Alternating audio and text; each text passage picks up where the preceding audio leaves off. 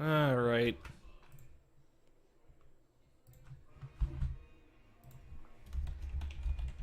Streaming. Oh boy.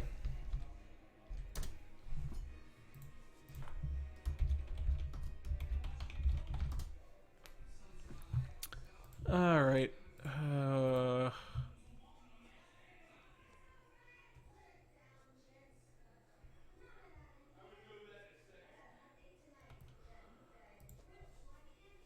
Alright. Hey, Come on, Mark. me. Come on, Mark. Do something. Do something. Fucking A! Why is this... Calm down, Mark. You're letting very minor things get to you. You need to calm down. Alright.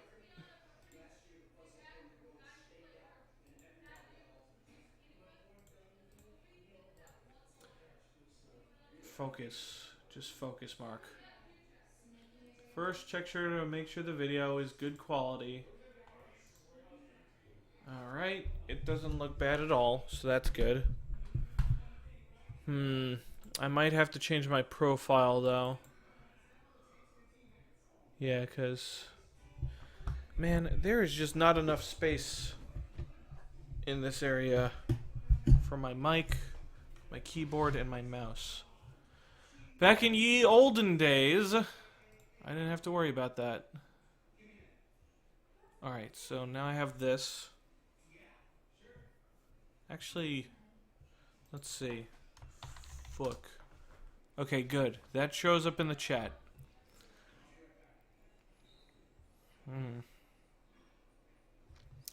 Alright. I think first things first is I should put on some nice music. There we are.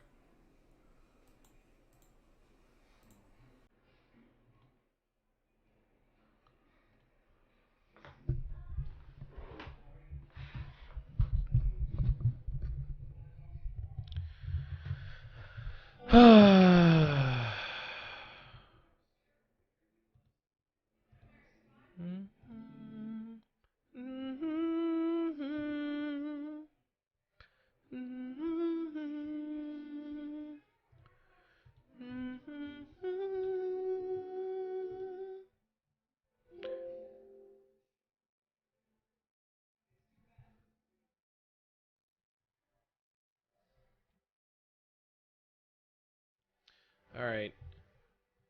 Let's change the... Make the music less loud. Hello, Junkheady.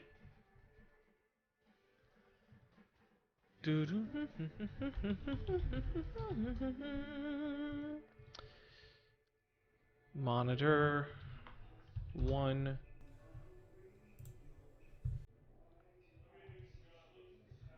What is the fucking resolution of this stream? Oh, it's that. That's not what it's supposed to be, though.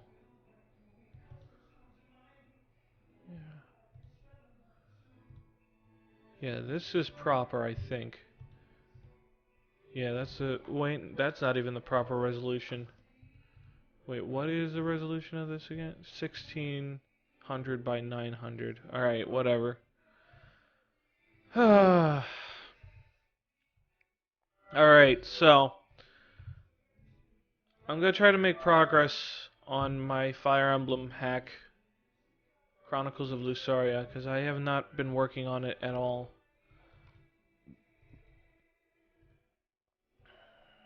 I guess a part of me has just lost interest.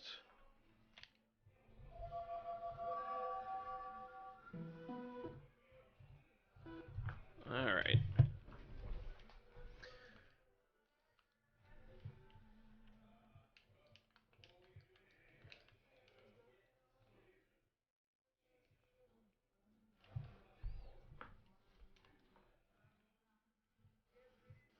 Hello, Janos.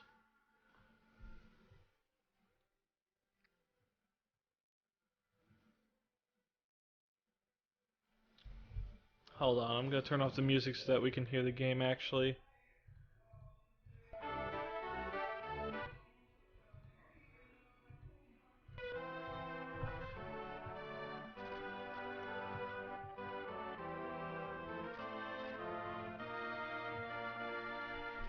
To which I humbly reply, Who the heck said there was no conflict, you halfwit? Stop being presumptuous. I fucking love that line. The truth is that the conflicts in this world mostly exist on a smaller scale. Stuff like poverty, underground markets, and minor skirmishes. So while no one's ordering a genocide of the human race, no one's happy either. And worse yet, not a bloody thing is being done about it. But soon, that will change. Ah, it's so naturally flowing. I got so much better at dialogue. No. Ah, it's the Marky Joe himself. How'd you like that pre-chapter text? Pretty cool, huh? I am Mark, the head of this ROM hack project. I'm more commonly known as Marky Joe on the internet. Though you probably already knew that since you read the README. You did read it, right? Alright, no I didn't. What the hell, man? It's called a README for a reason. You don't need your games to be named Play Me for you to play them, do ya? Sheesh, people these days. Mark, isn't this a little unprofessional? Ugh, yeah, you're right. My apologies, Boris. Oh, shit, I forgot to set the default name. Okay. Okay, wrap it up. Wanna make a dude? You know the deal. Tell us your name, birthday, gender, phone number, address, marital status, blood type, and bust size. Once you're done, submit your application to the front desk. If you got the job, we'll call you in 3 days to inform you. Now get to work! Yes. I'll set my name to...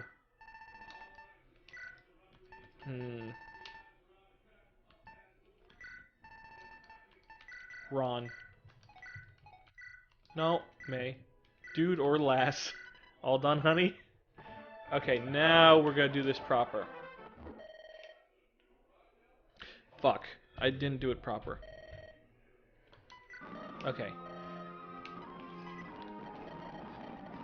Okay, here we go. Anyway, as we speak, a fateful encounter is in the making. I know because I wrote the plot. During battles, you'll be taking control of our main character, Lussaria. Though, with recent changes, the main character role is up for debate. Anyway, we're setting up the first battle scenario as we speak. While you wait, you can watch what's happening in our story. Just gaze into the Wall of Prophecies. Oh damn, Wall of Prophecies. Here I come! Oh, you know what? I might have to do voice acting.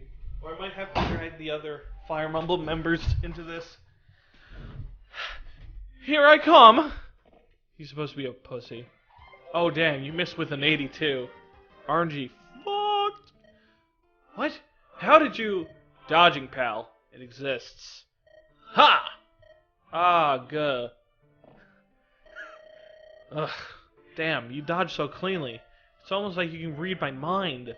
Oh, don't you know? I can. What? Then how am I supposed to hit you? Well, first things first.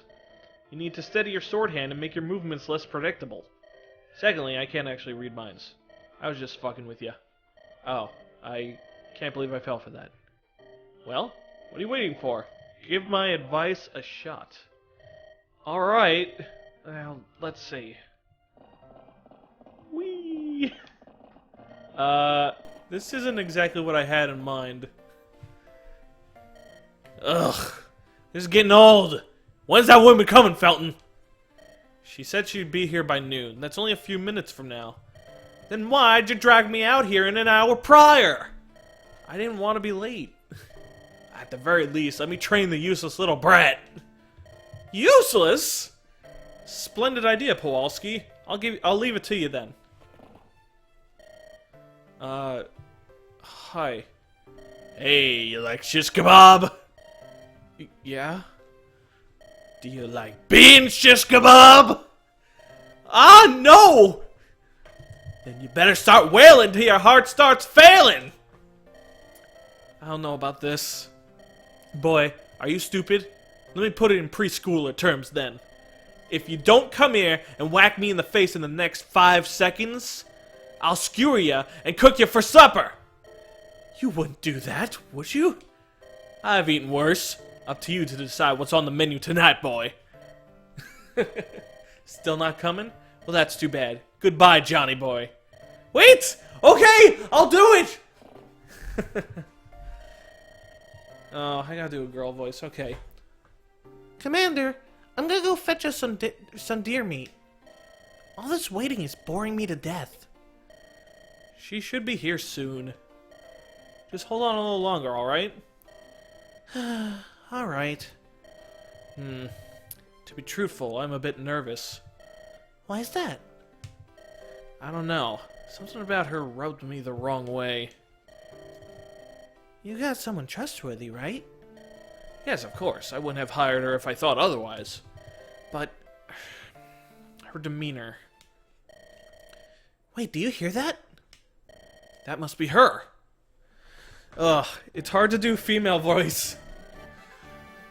Ugh, my legs are really feeling it now. Oh, fuck it, I'm not doing girl voices. And with that, you're now in the double digits. Double digits? Of what? Why, of the times you've complained during this trip? Really? That many? Yep. Which puts you at a new record of 1.2 complaints per hour. Or CPH, if you will. If I complain so much, then why do neither of you say anything about it? Well, because it's funny. Seeing you get mad is just so much fun. I sort of just tune it out. You need to get yourself a chariot, or exercise. Oh! Dear Lussaria, I happen to know somebody who has a chariot. A golden chariot. A chariot, you say? Perhaps soon, after we're done traveling with Felton. Yes. Ah, that would be the life. Speaking of which, I can see the man you described just up ahead. Shall we go meet him? We're finally here? Oh, thank heavens! Good afternoon, Lussaria. You're right on time. Yes, thank you. And hello to you as well, Sir Felton. How are you feeling? I'm alright. Could probably use a new pair of legs, but I'm well. That's fantastic! We're pretty much set to go, so whenever you're ready, let me know. Wait a minute. Huh? This is it? Just 4 other guys? Lady, when you've got a team with me on it, 4 is all you need. Right. Who are you again? The name's Powalski, also known as the Jawbreaker. I kick recruits into shape, break enemies in two, and I'm just all around awesome. I take it you're our new tactician? Yes, that is correct. My name is Lussaria. As you know, Felton has requested my help. I'll do my best to be of service. To start, we should seek out more men for this journey. Wait, this isn't enough? Of course not. Even with the, Jawbreaker on your team, this isn't enough. No matter how you look at it, numbers are important. Yeah, but we're pretty good fighters. Doesn't that balance it out? Boy, that boy over there looks like he can barely even hold his lance. Hey, these things are kind of heavy. Alright. Point taken. Thank you for understanding. Oh, yes. I remember how smug Lussaria is. She's so funny. Shall we get going then? She gets even funnier later. It looks like everything is in place. Ephraim, you remember the plan, right? Right! Good. Ron, it's time for you to take control of Lussaria. How will we do this? Simple. Behold! The Spirit Cannon! Whee! It's an Advanced Wars graphic. Yay! You used my graphic! Didn't you steal that from Advanced Wars? This cannon will launch your spirit into Lussaria's body. In other words, you get to experience what it's like to be inside a woman. Hold on, I gotta do it Ephraim voice. In other words, you get to experience what it's like to be inside a woman. Okay, Ephraim, you can be quiet now. Aww. Once you're inside Lussaria, you will gain control of her. This allows you to command her troops. What happens if Lussaria dies? Oh, don't worry, you'll be safe. Your spirit will just return to its original body. Any more questions? Yes, my hair really does look like this. If that's everything, then let's get going. Oh, there goes Ephraim. Glorious as ever. Hey, you with the impractical hairstyle. What the? I love how Felton knows it's him. I'm attacking you now, since you know the door was open and all. Have we met before? No, but after this, you probably won't forget me. Actually, you probably will, because you'll be dead. Good one. Now, would you mind leaving? We're busy. I'm being serious. So, let me get this straight. You plan to fight all 8 of us. Alone. Who said anything about being alone? Oh, snap! Whoa! I've got friends! What the hell? Warp magic? Oh god, we're gonna die, aren't we? Oh yeah, like lambs to the slaughter. Priceless. I knew hoarding all those rescue staves would be worth it. Sir, about that. Shut up, I don't have a problem. Listen, pal, I don't care who you think you are, but no one threatens my friends and gets away with it. Ooh, so scared. What will I ever do? Arrogant scoundrel!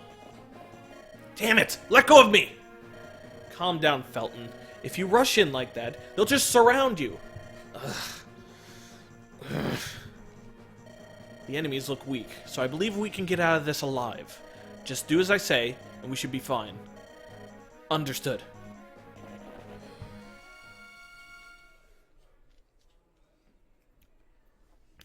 This is amazing.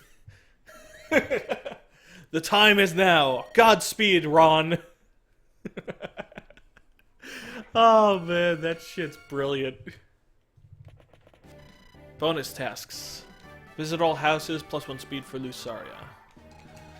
Oh yeah, because Lussaria is kind of slow as fuck. Or she was until I buffed her speed.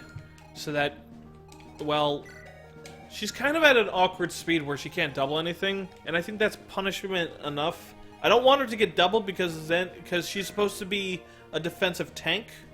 Or like a semi-defensive tank. And she needs to be able to soak in the hits. And if she's getting doubled, she can't actually take the hits then. Oh, I should probably introduce the team. Alright, this is Lussaria. The main character, sort of. Sorleen loves to push the buttons of her friend Lussaria. She definitely does that. Marina. She has really good stats. She will destroy everything. Except for the fact that she's an archer. That kind of fucks her over. But her stats make up for it, and you actually do kind of need her in some certain spots. This is Felton. He's the main character. Actually, regarding more on Marina, I increased the effectiveness of what? Well, weapon effectiveness is tripled instead of doubled, like it was in FE7, the American version. Which means that all effectiveness weapons are way better, and that also makes archers better because now they can actually do things to wyverns. Alright, Kowalski. He's the scary black man, basically. I was not really... I was not politically correct when I made him. But I mean, he's cool. He actually has... I am fleshing out the characters. It's not like they're just stereotypes and shit. Johnson. Oh, Johnson. Oh. The things that I have in mind for Johnson are amazing. And this is Kinsan. He's like a... He's basically a... He's got a really dry sense of humor. I think that's the best way to put it. Is that he's an old man with a really dry sense of humor. And there's Shigade, who doesn't really get much dialogue, but that's because he's quiet. Alright, so let's... This first map... I wanted to make the prologue interesting. So, I made it fast-paced, and you can clear it in 3 turns minimum. Last I checked. One of the bonus tasks is to visit the houses. By doing so, Lussaria gets an extra point of speed as a reward at the end of the chapter. And there's Lussaria. with her amazing hair length. Her canonical hair length is... It goes down to her knees. So, yay for that knee length. But, I mean, of course. I was the one who made this hack, along with my buddies. And, of course, I'd want a main character chick with really long hair. Like, it would be a fucking sin. Alright, so Kin-san... no, the ambush spawns do not do it for me. And the map size should not be cut by 3. I take map size, like map concisiveness, very seriously. Every time I design a map, I try to LTC it to see the minimum number of turns it takes to complete it. And if it's too much, I'll make tweaks to the chapters so that it takes even less. I don't see a lot of hackers like do that, honestly. And I think that's very important. You don't want your chapters to be too long. And honestly, I don't know.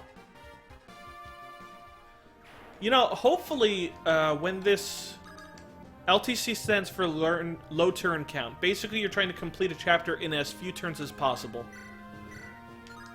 So Marina is designed to basically kill the shit out of everything in a single round of combat. But you can also use her for chip damage, because most enemies can survive 2 hits from her iron bow. She also has really insane growth rates, and I'm also going to be incorporating Ballista more into later chapters. There's Sorleen.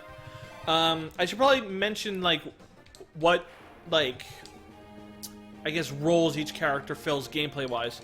Lussaria is designed to be effective on enemy phase. She's not supposed to have a great player phase.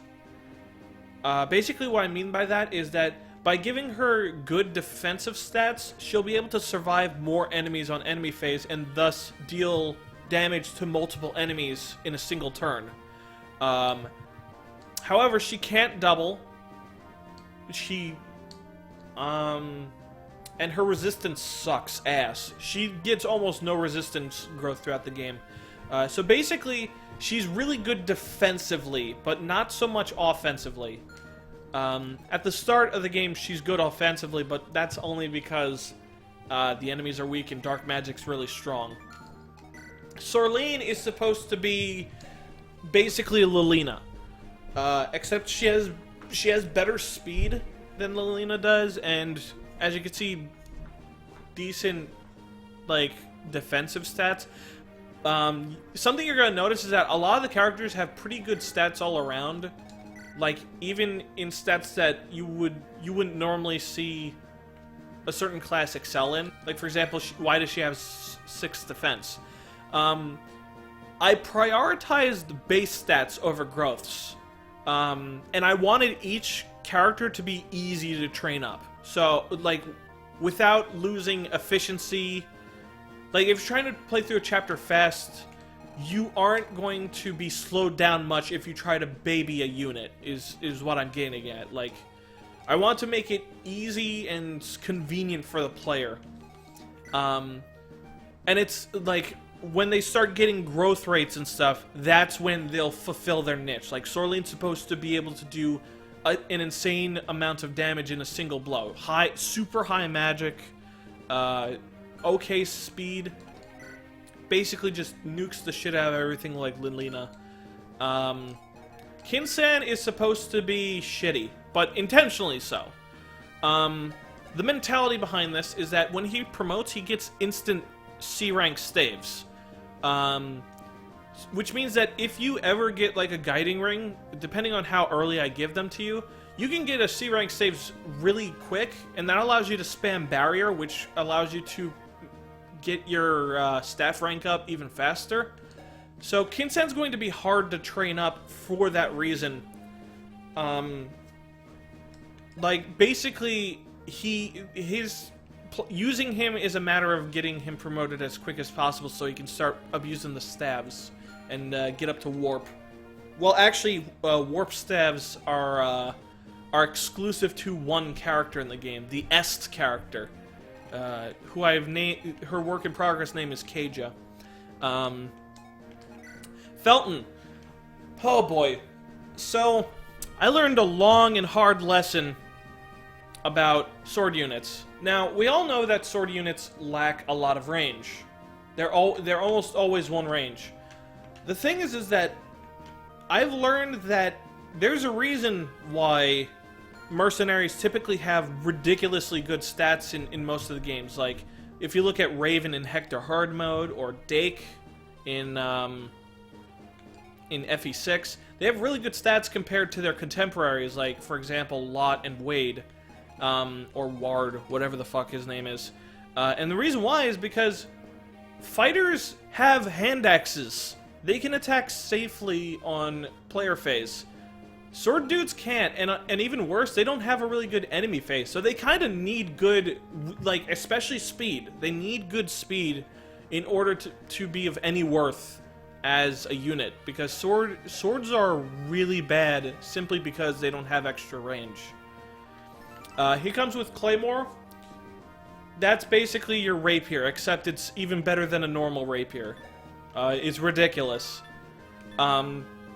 You get a Myrmidon pretty early in this game, and he has better stats than Felton. That Claymore is pretty much the reason you use Felton over that other guy.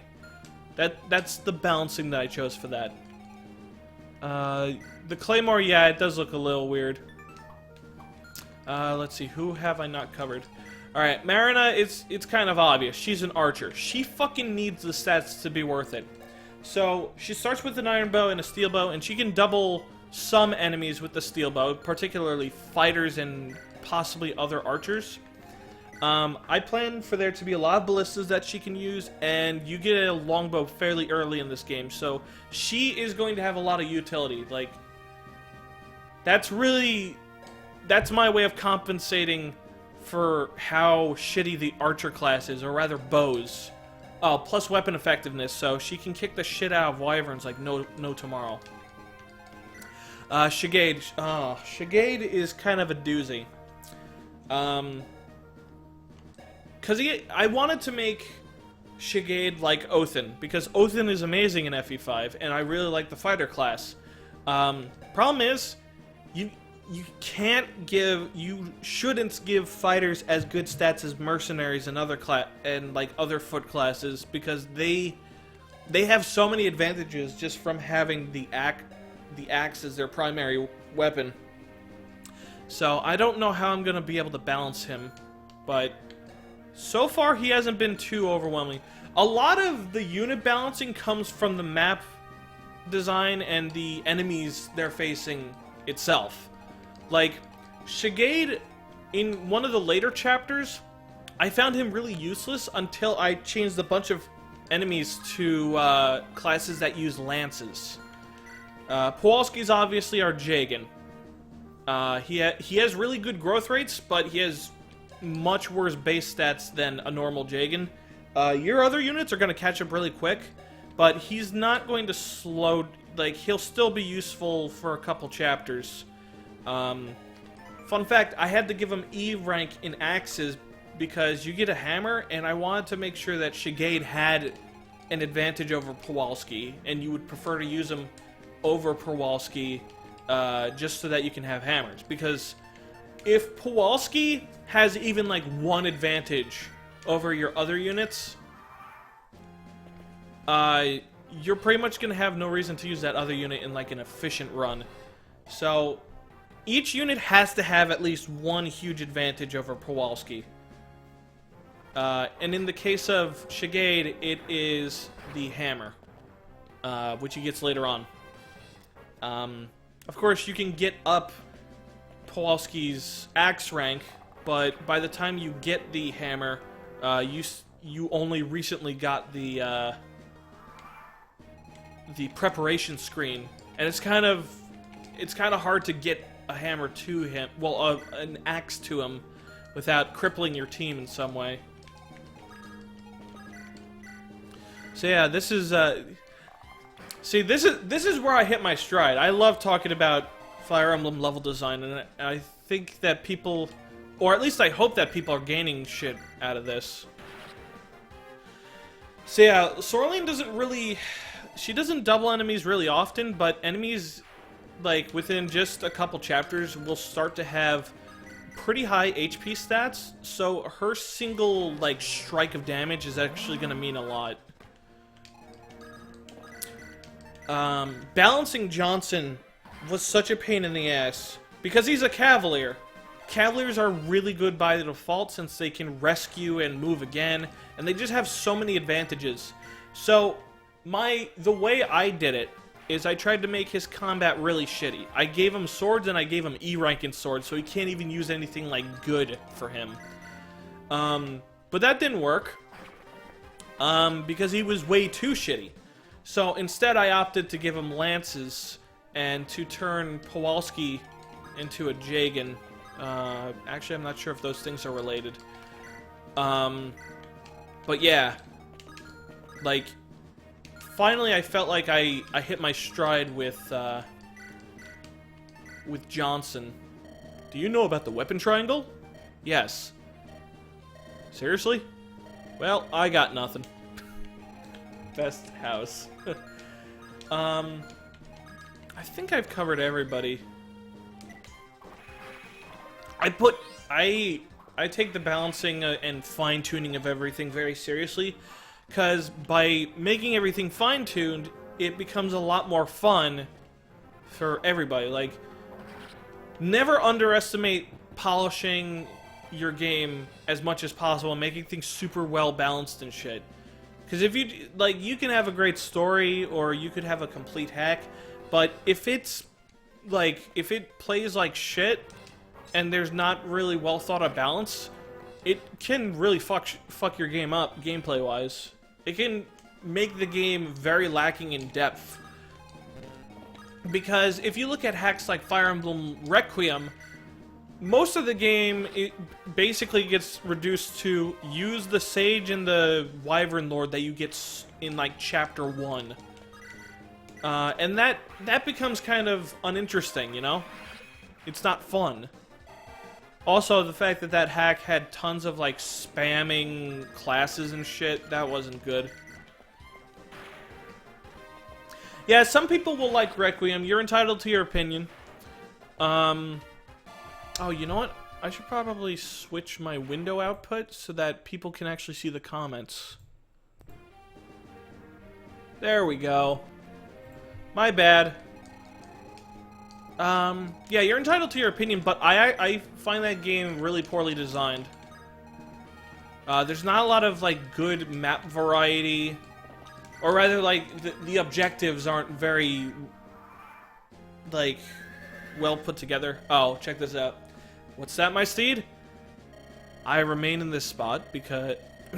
I remain in this spot because I'm waiting for the right time to strike. And the horse neighs.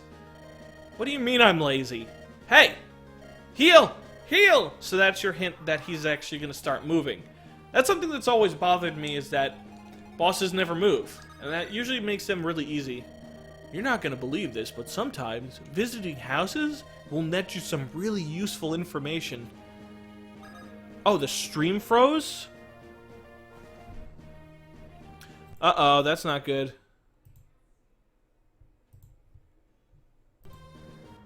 Oh, I see what happened. Okay. I'll fix it, don't worry. Don't worry your pretty little heads, everyone. There we go. I think it's working now. Mark, is that Ephraim as a Cavalier instead of a Paladin?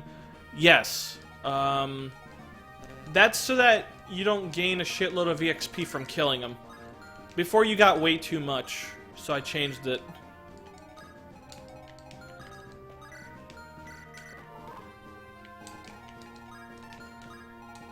Alright. So if there's one big criticism of this chapter I have, is that you're not really allowed to do it at your own pace. I was very obsessed with making chapters, like, go by very quickly and be fast-paced. Were you just talking to your horse earlier? Yeah, so? That's odd. What do you mean? Horses are people too. You just need to learn to speak their language. What's that, my steed? He wants to know if your horse comes here often. What kind of knight are you? A knight of courage, honor, and whiskey. Lots of whiskey.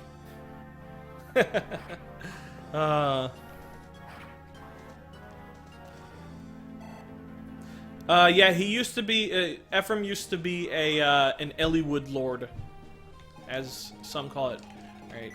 So yeah, this is like the perfect spot where you can give any unit the XP that you want. I like to give it to Sorleen, but... Oh. Whoopsie. Oh, damn. Alright, if Felton misses, we'll give it to someone else.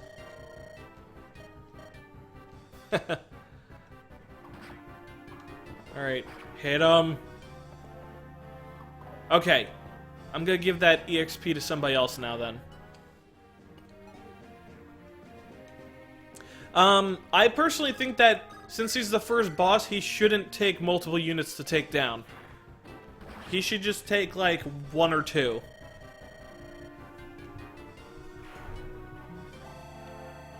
Is there a way to hide the chat so my Steam isn't as laggy? I don't know. I rarely watch stuff on Hitbox, so I don't know. Looks like you're fresh out of fight. Oh my god, that line is cheesy. Good. I am gonna change this dialogue a bit, because, well, like, Felton's dialogue in general, because I feel like, well, the moniker mentioned that, Felton seems a bit too weak as a leader. He need, like, and while that is intentional, I think I might have went a little too far. Get out of my sight while you still have your life. Oh, damn, he's attacking! Bam. Oh, you missed. And clean, fuck you. Yay! We're dropping frames. No, well, it's doing that every now and then. Okay, and it's recording, so when this gets uploaded, it'll be good. Damn it, why? You did all you could, Commander. Yes, I understand. But it still hurts. Forgive me, I need some time alone. Oh, damn. I'm sorry. Could you give us a bit more time before we head off? The commander puts up a brave front, but he gets like this sometimes. Yes, of course. Please take your time. Thank you. Let's see how many bonus days. Prelude, visit all houses. Yay! So now Lussaria has 8 speed.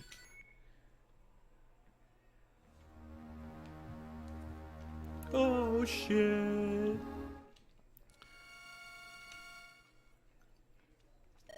Welcome back, Ron. How was it like taking control of Lussaria? I trust you didn't do anything T-rated whilst inside her, correct? Ephraim? Well, you see... Good evening! I was about to say morning. Ah! Ephraim, what the hell, man? I'm sorry, I couldn't resist. Yeah, go yuck it off over there if you don't mind. I hope that answers your question, Ron. Ephraim is fine. For better or worse. I heard that. Yeah, you sure did. Anyway, I think we're pretty much done here. You can go home now, Ron. You want to play the next chapter? Well, you see, I can't really let you do that. And the reason why is because I haven't made it yet. It's still not done? What's holding you up so much? The map? No, the map's finished. It's just that I'm struggling to think of what should happen in the chapter. Dude, it's chapter 1. Just toss a couple bandits on the map and call it a day. What? No! Hell no! I'm not having that crap in my hack. But what's wrong with bandits? What do you mean, what's wrong with bandits? Everything! Name one Fire Emblem game, hack or not, that doesn't have a bandit attack. Gaiden? Really? It had bandits, but that was never the focus of any scenario, I guess. Well, come on. Who the heck plays Gaiden anyway? Oh, man. There's so much irony in that statement now. Well, my point is that bandit attacks are overdone and stupid. Have you seen what's being made in the Fire Emblem community lately? We need something new and fresh to give our hack an edge. Silly bandit shenanigans just aren't gonna connect with today's youth. To be fair, Mark, what's so relatable about being attacked by a random horseman? What are you talking about? I'm talking about the prelude. All that happened was I attacked them for no reason. There was a reason. There was? Yeah, you see, because later in the game, you're part of they'll find out that you... Look, it doesn't matter. Point is, it's clear that I can't do this on my own. Let's get the others and see what they come up with. So, that's what I've got right now. Do you guys have any suggestions? I don't know. How about gun-wielding artists? Well, it's original. I'll give you that. I've got one for you. Bandits. I just said we aren't gonna do that, Smileys. But it makes sense. Bandits are typically poor fighters, and our characters are still weak. Sure, it's unoriginal, but it works, doesn't it? Come on, guys. We've got to have something more interesting than bandits. What about pirates? What? Ooh, I like that idea. Can I be part of their ranks? I've already got some cool pirate headwear. How is that any different from a bandit attack? Well, they can walk on water. Like Jesus. Yeah! So you can even throw in some symbolism. Oh my god. Look, this isn't worth getting stressed over. Let's just go with bandits or pirates. Yeah, maybe you're right. But which one should we do? Why don't we ask Ron? That's the player character that I've named. Alright. Alright, Ron. What's it gonna be? Bandits or pirates? Yes. Yeah. Yes? I'm not sure I understand. Ron is just really stupid. Ask like it's a yes-no question. Shh. He'll understand. Poor Ron. I didn't do well in English class either, buddy. Alright then. Ron. Yes for bandits, no for pirates. Which one? Alright. Alright, it's time for everybody to vote! Do you want bandits or pirates? Alright, we got one for pirates. Pirates. Okay, 4 vote. Oh my god. So many pirates. Pirates. Alright, fuck it. Everybody wants pirates. So, no for pirates. Got it. Pirates it is! Hell yeah! Let's get going, guys. We're gonna need a few days to make the chapter run. Until then, take care.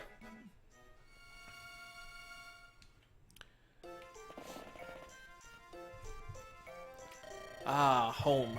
It's good to be back. Thanks for your help. No problem. Hey, if it's not too much to ask, my old friend lives here.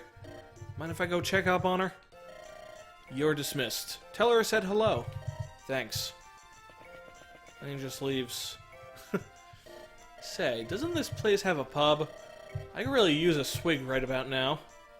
I think Shigade said it was in the center of the village. This line is so fucking good. Makes sense. Liquor is the center of any good civilization, I say. Actually, may I accompany you? Are you serious? You, a scrawny little twig, are a drinker? Don't judge a book by its cover, old man. Likewise. I'll race ya. Whoa! Slow down.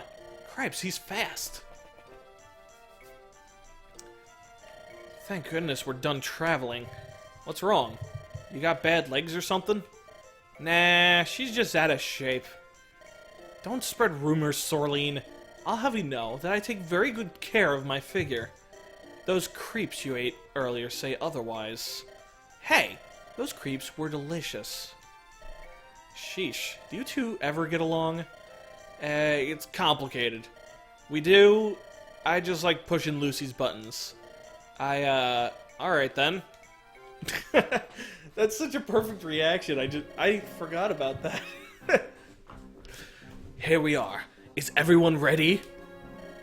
Arr! The crew is ready, Shady Eyes. This dialogue changes depending on if you chose bandits or pirates.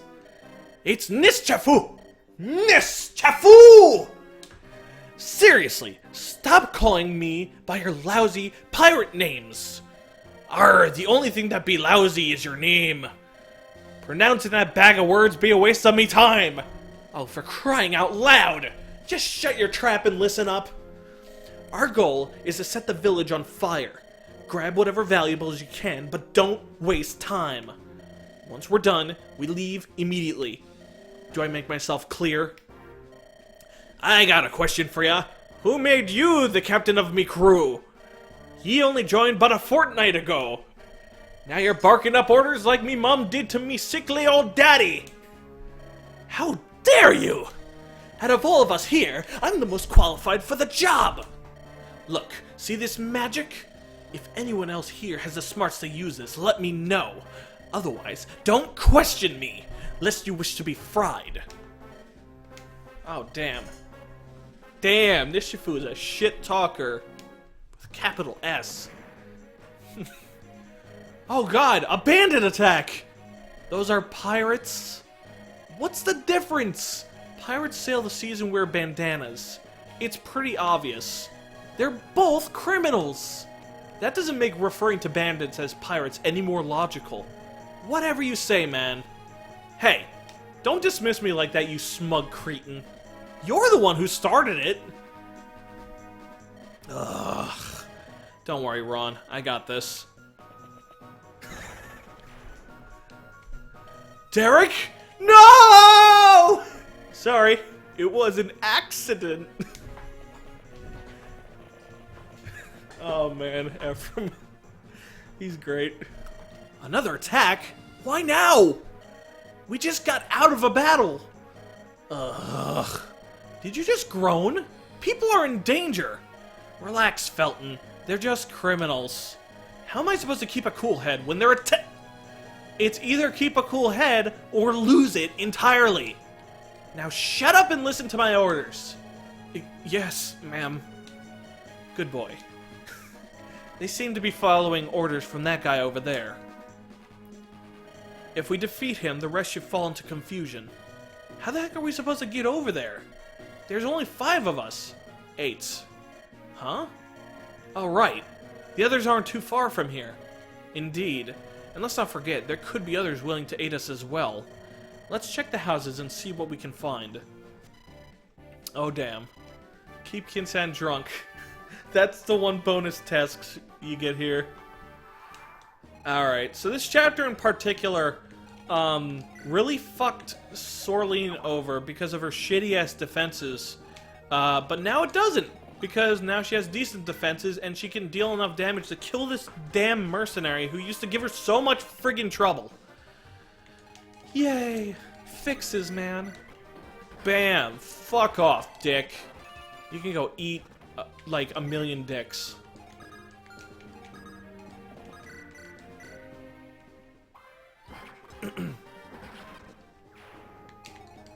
Alright, so this chapter is a pretty good...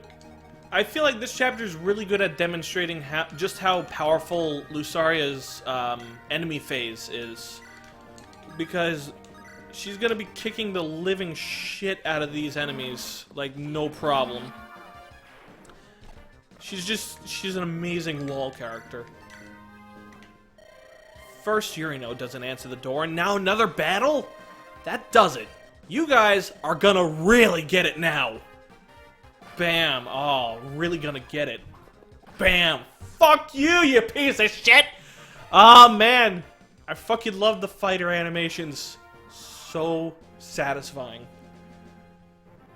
Bam. Oh, that looks so fucking painful. Johnson, of course, is sucking. But, I mean, Johnson is somewhat based off of Sean from The Last Promise in the way that he's like a total pussy. But I actually subvert this. I won't spoil anything. No, Super Saiyan Glass is not in this game. And I don't have any plans of putting him in this game either. This may be a Fire Emblem game, but it's... like, it's only in name, I'd say. Wow, holy shit. Yeah, Lussaria's just gonna double this fucker because the steel axe weighs him down so much. Bam. See, only 4 fucking damage. She's got plenty of HP to spare. Bam. Fuck. And fuck. Wow. Oh, wow, Shigade. That's a bit too much damage. Yeah, so this is one of those situations where I'm looking at it and I'm like, Shigade's a little overpowered. Shigade's a fucking weird unit in terms of balancing. Yeah. Lussaria can get boobs of steel. She has really good defense growth. She actually has the highest defense growth in the game. And with the Svalin Tome, she gets an extra +2 defense. So yeah, she's really stacked, if you know what I mean.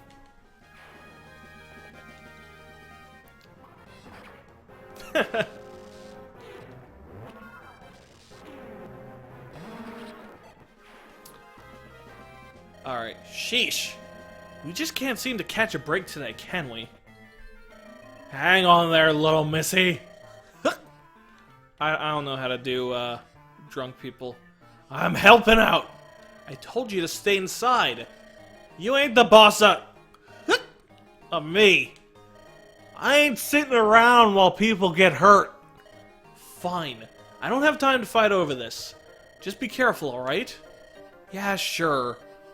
If worst comes to worst, I got a little trick to sober back up. Wait, does he mean... What does he mean by that? Oh gosh, if that's what I think it is. So yeah, you have 2 choices here with Kinsan. You can... See, his stats are currently lowered by the liquor, which is now in his rescue slot. And there's the liquor. Look at that shit.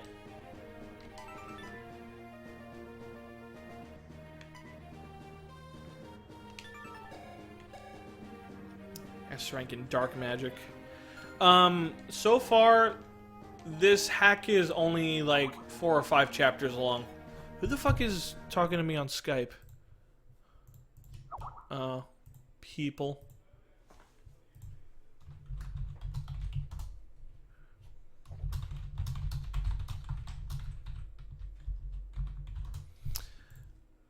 Okay. Anyway, back. Yeah, the description is amazing. Alright, so... I'm debating on if I want to visit this house or not, because depending on if you visit it or not, it completely changes the cutscene in the next chapter. Really nice attention to detail. But you do get rewarded for visiting the house now. I think you get an extra item or something. Damn, wow, these enemies are fucking weak. If Johnson can double them, I don't know what the fuck to tell them. Oh yeah, Ephraim's here. His stats aren't supposed to be that good. Shit. That could be a problem. Actually, come to think of it, the enemies seem very strange. Their stats have been kind of weird. Alright, whatever. I won't worry about it now. I think I edited something by accident. Anyway. Yeah, so this game has the FE6 thing and FE5 thing going on, where certain items will give you bonuses to your stat growths. So you can actually, to an extent, customize how your units grow. Now, to compensate for this, however, I gave everybody in this game kind of shitty growth rates.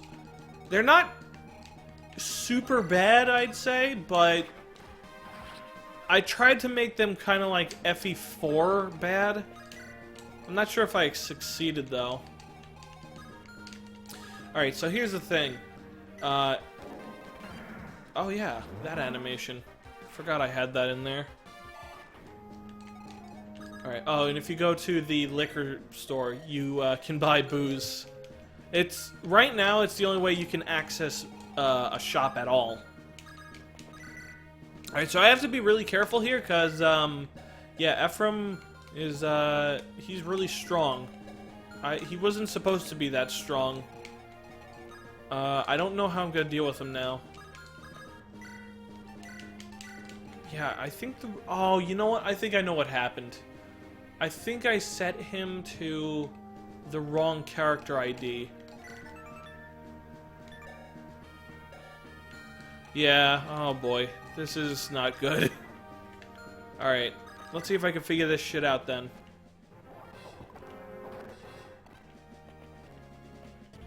Oh, here we go. What's going on out? Holy smokes, it's a party out here. Yurino, where were you? Oh, hey, my old pal Shigade.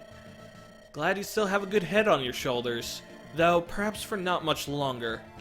Hey, how about helping me instead of making lame jokes, eh? Lame? That was hilarious. Ah, my loving public. Maybe I should join his side instead. At least he finds me funny. Wait, okay. It was kind of funny. I don't hear you laughing. Ha, ha, ha, ha. Ha. Close enough. Good old dialogue. Oh, wait, okay, so I think this is the village I'm not supposed to visit. Save state. Okay, good. What's that? An attack? I'll get to closing my gates immediately. Thanks for your help. Here, take this. It's what we here in the village call a good time. And then you get crack, which is this game's elixir.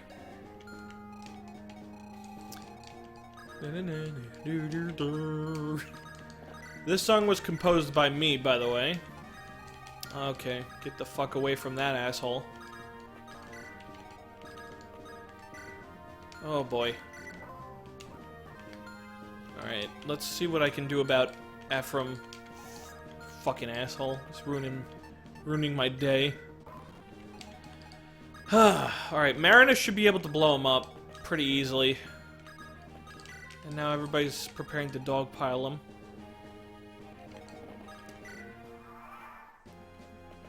She's not actually an assassin, she's just a thief. I just haven't incorporated the actual, map sprite. Oh, those are not good odds. Also, 4 damage? What the fuck? That's not right. Okay, that was weird. What are you doing? They're nothing but fleas! You're the one to talk. While we're getting our butts kicked, you're just standing there blurting out stock lines. How about you actually help out? Alright, I will. Fine, get going. I am. Good. Alright, let's fuck this asshole up. Holy shit. Alright. Sorleen, help me. Fucking Ephraim. Hold on. Let's see if this dialogue works properly. Yes, it does! Hey, wait, aren't you... Nope. No relation. Arr. Bam. Worth it. Oh, Ephraim. Ephraim is, like, on point in this game. The dialogue we write for him is just so good. Oh shit, I didn't get the pirate hat. Oh my god, that fucking sucks. Okay. I'm gonna let the boss approach me.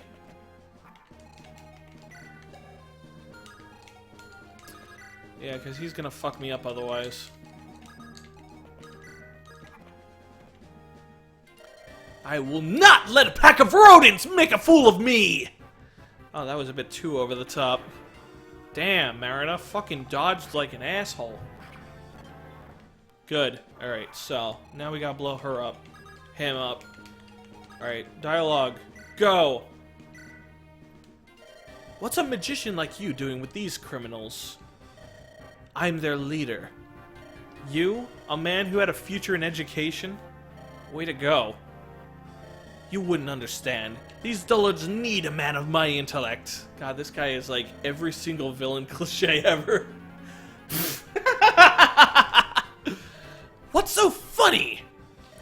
What are these bandits to you? Kids in need of a nanny?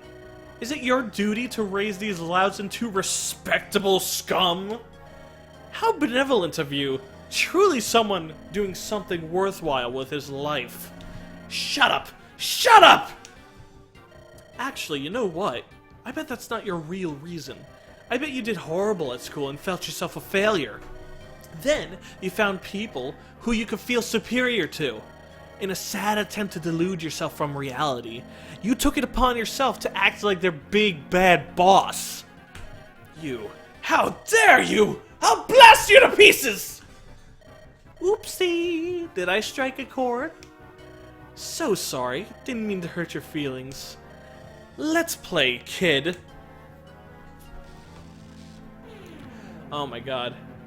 Yeah, Lussaria is fucking savage. Stop! This is Eric's dialogue from...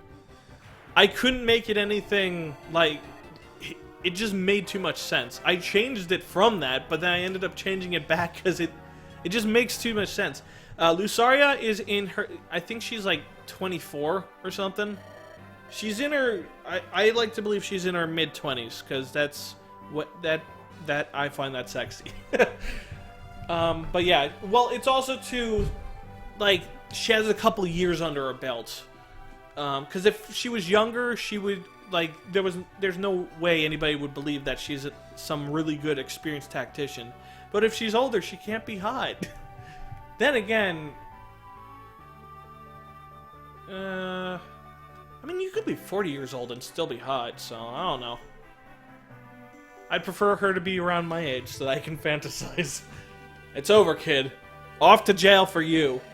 Thanks for your help. We'll take it from here. Yeah, I couldn't properly animate that because of the limitations of the engine. On behalf of the entire village, I thank you. No problem, sir. It's all in a day's work. Please, if there's anything you need, don't hesitate to ask.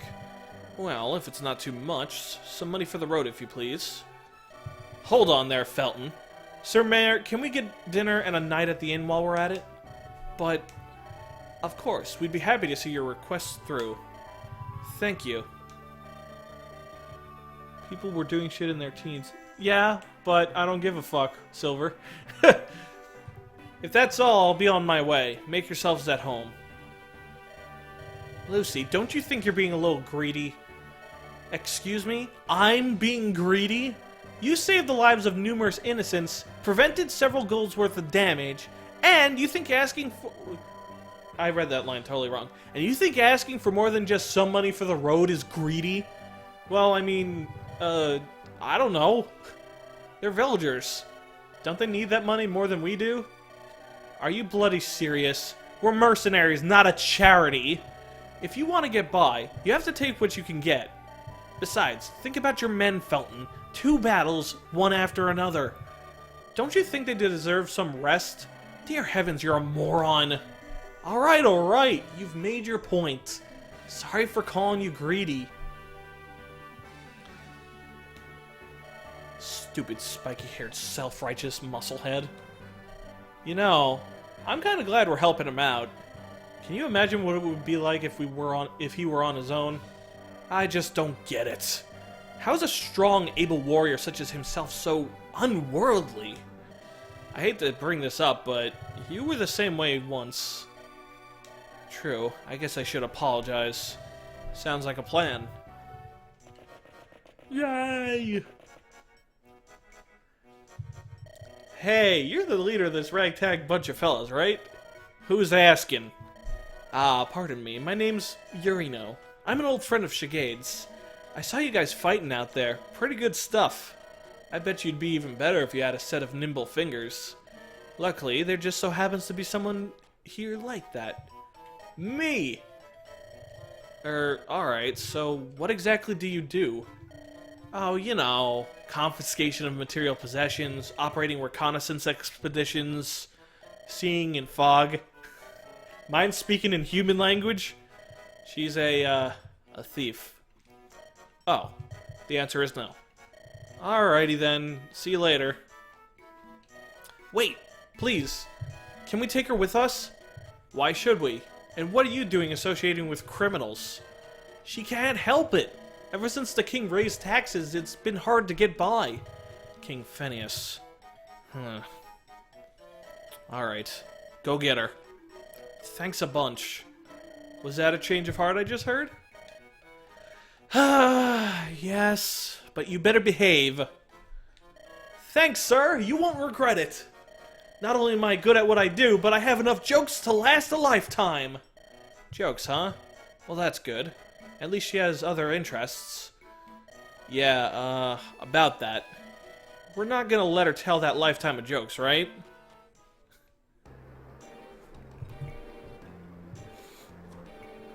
Are you alright? I don't know. I'm seeing 3 of you. That normal? I hope it's normal. Flattering. But I think you should get some rest. We got a bit of a glitch here. That's not supposed to happen. Yes? Are you the archer and monk who fought alongside each other earlier? That would be us. That was just the coolest thing I ever saw! Seriously, you were like pew pew pew, and he was all like shing! It was like something straight out of my favorite romance novels. Romance novels? Sounds like something I'd want to read. So tell me, are you two dating? Excuse me? Does our age gap really look small enough for that to be feasible? Of course, love can happen between anyone, regardless of age, class, or species. Species? On second thought, I don't want to know what this last reads. Alright, so. Keep Kinsan drunk. Yay! Alright, so let's see. Hopefully this cutscene works properly, because that purple-haired chick wasn't supposed to show up. Writer's block. Oh, wait. Okay. But first an interlude. Well, there you go. The first chapter's done. See, that wasn't too bad. Yeah, it was pretty decent if you ask me. Indeed. So, what now? I guess we just make the next chapter. So, what should happen after the attack? I guess this is the point of the plot where, like, some empire attacks. So, that. Ugh. Listen, Ephraim, buddy. Remember really early in the hack when we established the shortage of empires? Also remember how I said we should, you know, avoid stagnant ideas? Oh, is the gun-wielding artist thing still up for consideration? That's too original, Overlord. That, and it makes no sense. Aw, man. How about Lucy uncovers a scheme that would stir the continent into chaos? AKA the plot of FE7. Oh my god, you people, just please stop. You know what? Forget it. Meeting's over. Wait, what about the story? I'll figure something out, okay? I've written plots before. I can do this. Ah, that's right. After all, you did write The Corruption of Roy. Never speak of that hack again! Did I say something wrong? Marky really hates that hack. Don't worry, though. Once he sees my Ragefest 4 submission, all will be well. Ah, and then when I found out, it was glorious.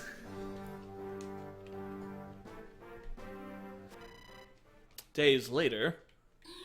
Yes, I am voice acting. Hey, guys. Have any of you seen Mark? I finished a new portrait for the hack, and I want to show him. Mark? Huh. I'm not sure. Come to think of it, I haven't seen him in a while. Me neither. When was the last time you heard from him?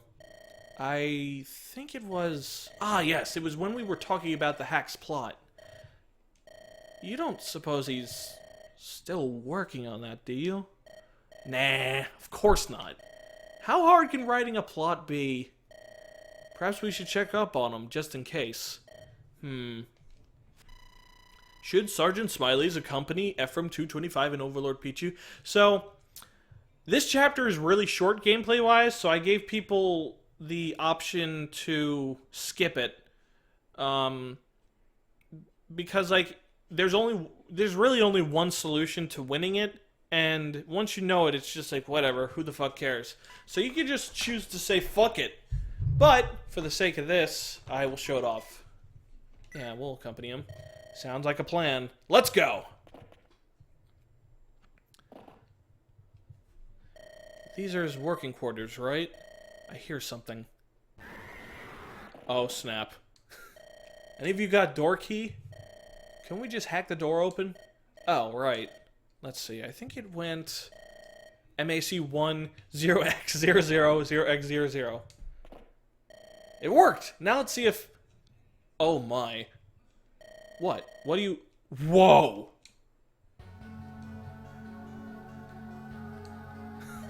Motifs need motifs!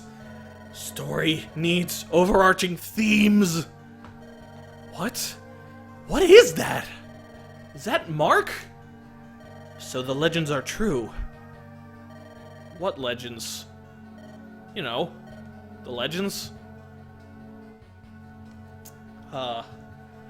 This shit is so funny. All things must be foreshadowed. The Ex Machina shall be destroyed! That was too over the top, sorry. Oh no, he's got writer's block. That's a fucking line. We have to do something! Mark! Hi, it's your old buddy, Ephraim! All plot holes shall be eliminated! What's happening?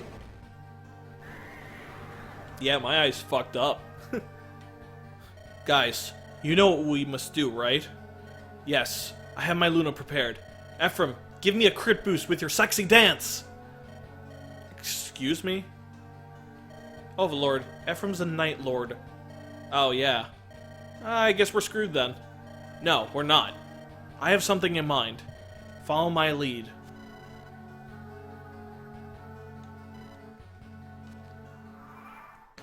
Alright, so this chapter, you're just fighting me.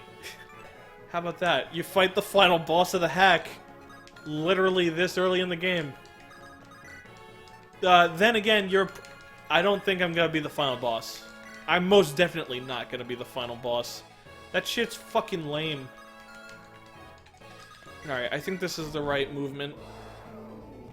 Alright, so... he fucks up Ephraim. And I believe the next option is to Eclipse Axe him.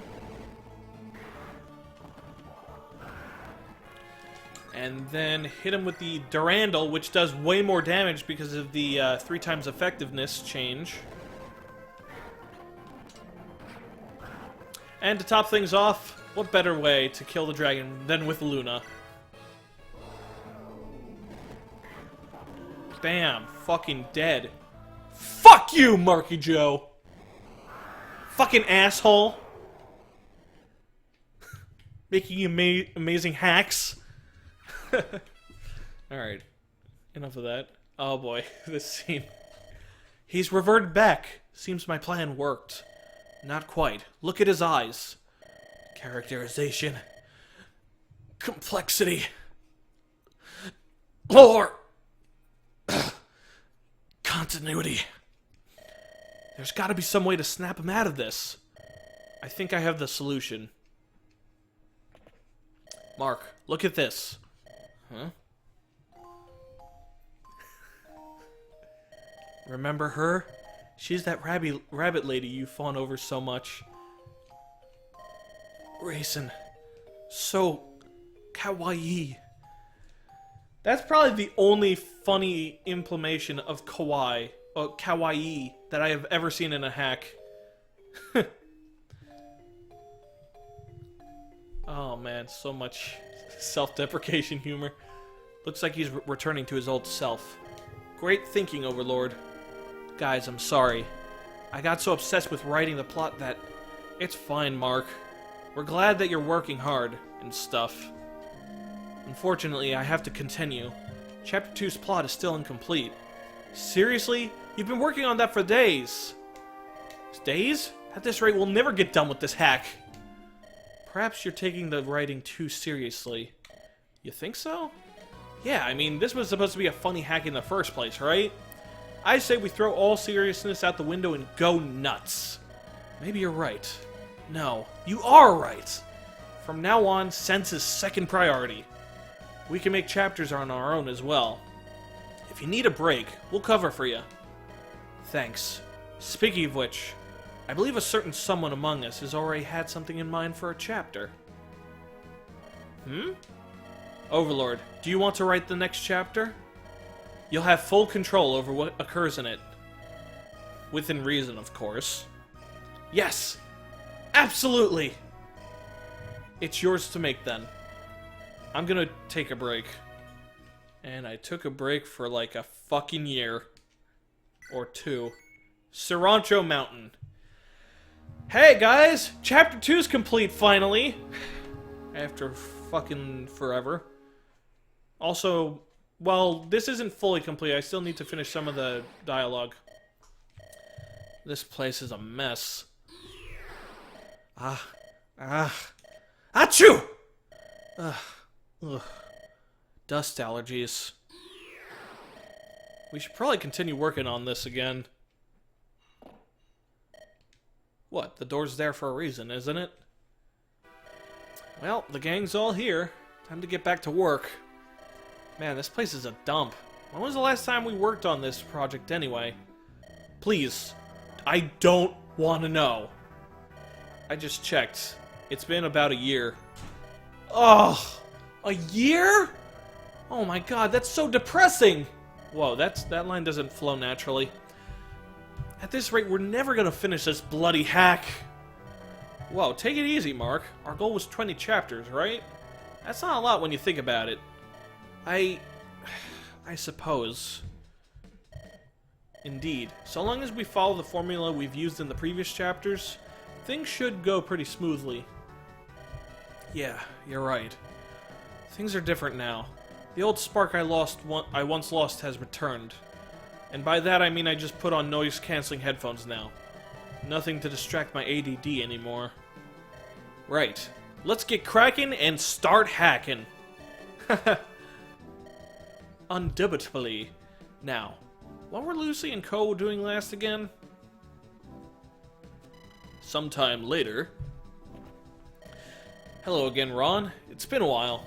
I finished Chapter 2, and let me tell ya, I think the gameplay concept is super neat. Oh, Overlord? He's not making the chapter anymore. The reasons behind this are a bit too real for the lighthearted tone of this hack. So, we're just gonna say his toilet had exploded. Anyway, let's talk more play-y. Go.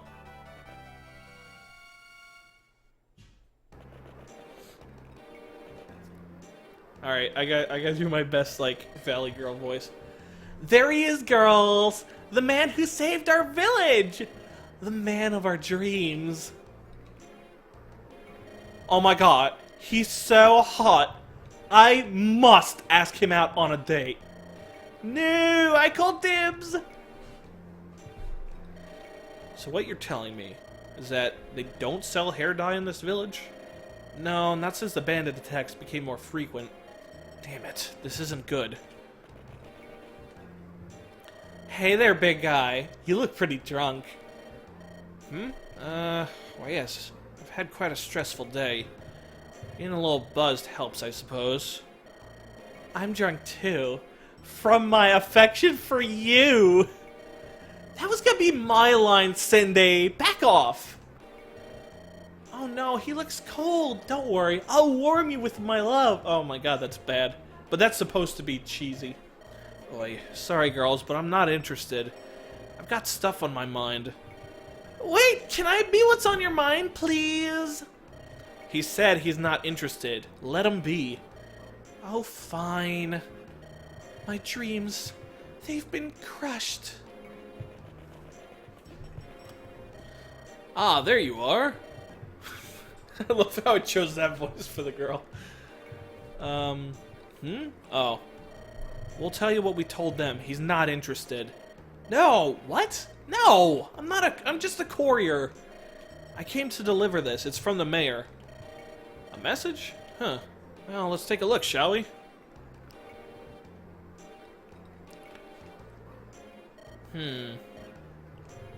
This is nice.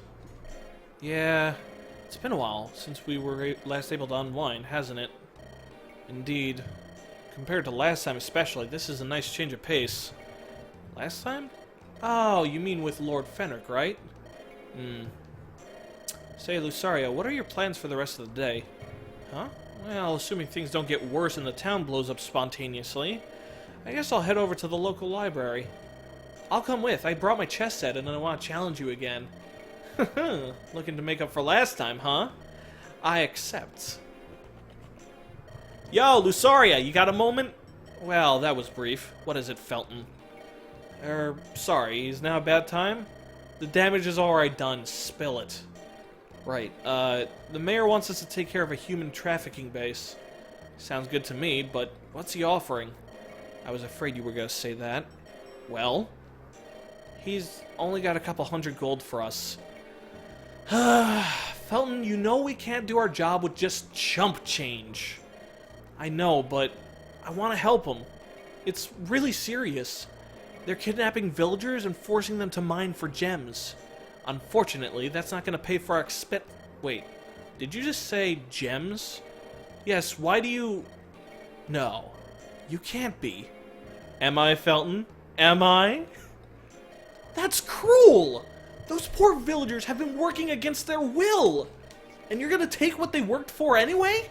You do realize they aren't gonna be poor after this, right? These are gems we're talking about. You know, the kind that make people rich. They can afford it. That may be true, but you can't just... Well, it's up to you. We can either continue on our merry little adventure, or we can help these rich, wealthy, wonderful gem-possessing villagers. Alright, you win. Perfect. We depart early tomorrow. Thank you for understanding. Oh, yeah. Okay, this scene is changed depending on if you visit the house in Chapter 1. Good morning, everyone. Are we all set? Yep. Except Johnson, as always. Where is he, anyway? Finally, I got you under control, Epona. Now I can prepare for... Oh, everyone's already... Damn it. You done goofed again, Johnny boy. Now you're gonna get it. Wait, Lieutenant, please. My horse got spooked and ran off on me. Just give me more time to prepare. I swear I won't be long. Don't go making excuses, boy. We ain't got time for... Kowalski, still your tongue. It was but a simple mistake. You sure about that, Captain? You and I both know what kind of person he really is. Even so, we shouldn't blindly accuse him of shirking his duties. Wow, I fucked up those lines. There you are, Johnson. I've been looking all over for you. Uh-oh. Is this someone you know, Johnson? Yes! He was just telling me about all of his heroic deeds. Heroic, eh? Do tell us more, lass. We have yet to hear of his deeds. Oh, no! Certainly! One time he was backed into a corner by a legion of wyvern riders. His weapons were all broken, but he was determined to get out alive. So he beat them all to death with his bare hands! His bare hands, you say? You mean like this? Wait, stop! I beg of you! Never fear, Johnson. I'll help you take him on. I've got the staff here, you see, and allows me to heal your injuries. Really? Oh, thank heavens. A healer, huh? So what you're saying is, I can beat him over and over, and he won't sustain any injuries? Huh? That's correct, you fiend, so you may as well give up now. Oh, I'm gonna enjoy every second of this. No! Everyone, hold a moment. You said you're a staff user. Why, yes, with this holy staff, I gently descend upon the wounded like an angel from the heavens. And then, right before their very eyes, their injuries disappear. Theatrics aside, that sounds useful. Tell me, are you looking for work? Not for work, but adventure! Sadly, it's become too dangerous to travel anymore. Stories of kidnappings and terrible villains abound. Oh, what's a poor girl to do? How convenient. Uh-oh, what are you planning? Flovu, dear girl, you've heard of the mighty Johnson, but do you know of the mastermind behind his deeds? The smart and beautiful Lussaria? Oh my gosh, there's more? Why yes, dear. Have you not heard of when our camps were ambushed by a mysterious horseman, who summoned his allies from the very ether? we were instantly cornered. But in that dire scenario, it was my tactical genius that saved us. Not to mention my command over the ancient arts. Wow! Oh my gosh, Lussaria, you're so cool! My most humble thanks. Yet, even with my skills, there are still holes within our ranks. It is by mere fortune that we stand before you today, preparing to face off against the very villains who plague this region. You want to stop them too? Of course, but we need your help, Flovu.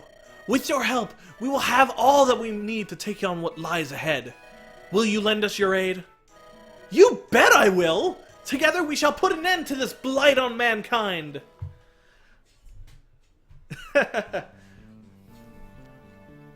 Cilantro Mountain. So this is north of the village, basically. This looks like the place. Everyone be on your guard. Remember the mission. Infiltrate the mine and help the villagers escape.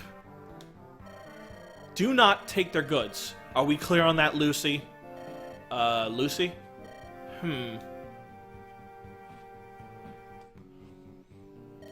This is worse than I thought. Why? What's wrong? They seem to be well established. There's forts everywhere. Thankfully, these ones don't seem to be in use at the moment. We can use these to our advantage. How can you tell? There's no flag flying. So this is a game design decision that I decided to do. Any fort that has a red flag is going to have reinforcements. I decided on this because I want to make reinforcements easier to deal with. These forts, on the other hand... Oh, there we go. Yeah, I figured. Wait, maybe they're friendly!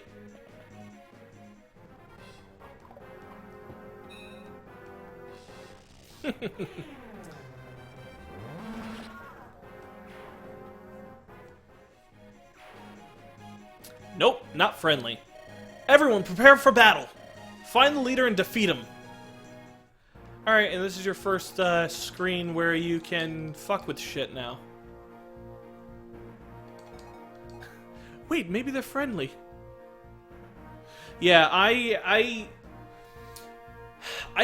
want to make things as fair as possible, and I want the player to have, like, I want them to always be able to see things coming beforehand. So this is Urino. I haven't really talked about her in depth. Her stats suck, but she has insane growth rates. She has a 50% strength growth, and with the pirate hat, that makes it into, I think, a 70% strength growth. With just a bit of training, she will be better than your average sword fighter, basically. Like, if Felton didn't have the claymore, he'd be inferior to Urino within just a few level ups. And she'd be around as good as the next sword fighter we get. So this chapter's kind of rough on me, though, because you only got 7 deployment slots, and I can never decide which units I want to bring. Because I like all of them. Alright, actually, Urino currently cannot promote. I might make her promote later down the line, but I'm still uncertain about the whole assassin promotion thing. Let's see. Johnson's kind of useful. Felton's useful. Sorlene's useful. You know what? Fuck Kinsan. I like Shigade. I need his defense. I'll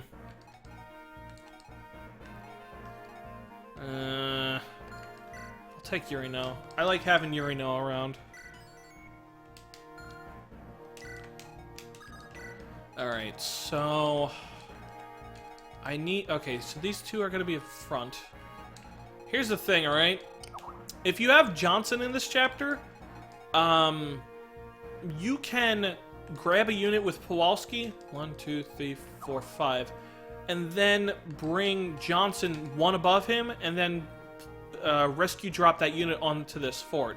Otherwise, there's absolutely no way you can reach these forts. And the enemies... well, they used to be able to... A single fighter used to be able to walk onto these before you, but I changed that. Also, these descriptions are wrong. Fuck. They're not supposed to be docked. No, I fucked something up. God damn it. Anyway.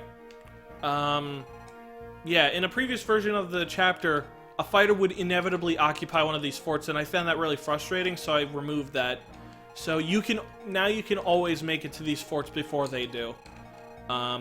This chapter has a lot of, like, influences. It's heavily influenced by that one chapter in FE6 where you get Diak and his little crew. Because I always liked it how, like, it was a race to get to the forts and then defend for a bit.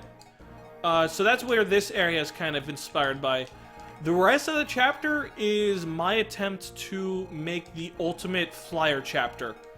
I mean, it's kind of small for that, and by saying that I spoiled what unit we're gonna get in this chapter, but take it as you will.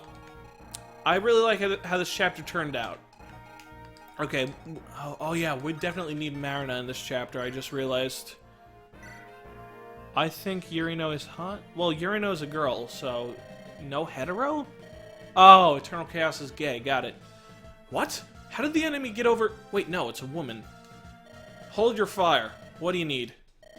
Are you a band of mercenaries? Oh, I didn't insert the new text. Sort of. The mayor sent us to take care of the crooks in this area. Thank goodness. I'm Charla. I just escaped their hideout. I can't say the same for my friends, though. Would you help us? Of course. Thank you so much. Listen, the terrain is treacherous around these parts. If you want, my horse and I can ferry you across these mountains. Thanks. I'll keep that in mind. Wow. I could have sworn I changed the dialogue there. Oh, well, whatever. Alright, so... I should have done a better job positioning my units, because this is not good positioning. And this is where the enemies get really tough. Partially because, fuck, I messed up the descriptions. So, and also because their HP's increased. Holy shit. That was 2 misses in a row. That's pretty bad RNG. Why are these enemies so weak? Polsky's just really strong, it seems. So yeah, my strategy for this chapter is just to ferry somebody up to that fort so that we can secure this village. However, I think I do give you enough time to reach there normally, but you have to really fucking push it.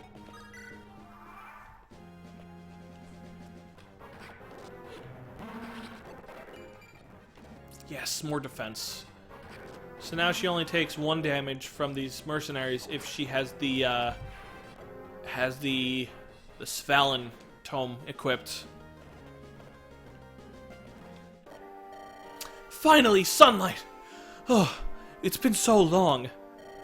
Don't celebrate yet, dude. Look around you. We're completely surrounded. What do we do? I don't know. Ugh. Oh, jeez. Your leg looks pretty beat up. Yes, I don't think I can... Ow! Don't say such things. Here, I'll carry you. I'm sorry, I'll just slow you down at this rate. We can't just leave you here. Listen, Cadell sent Charlotte to get help. Maybe she's found someone. Yeah, maybe they're coming for us right now. Let's stall for time and avoid fights as best as we can. So, I made these people controllable for this. Oh. Oh man, I forgot they had that title. Okay, so that's literally their character data offset. I gave them all separate ones. Basically, I was trying to drive home the point that these people are fucking useless, and they're a burden, and nobody gives a shit about them. I didn't even bother to give them names, so I just used their data name. But yeah, I made them controllable, and what you want to do is you want to prevent them from getting killed. So, basically your task is to avoid enemy range. And you can rescue this chick with one of the villagers, so that means you'll only really have to protect 2 of them. So it's nice little tricks. Alright. Fuck, he doesn't have booze. Give me that shit. Alright, let's fuck you up. Fuck! Come on! Fucking hit!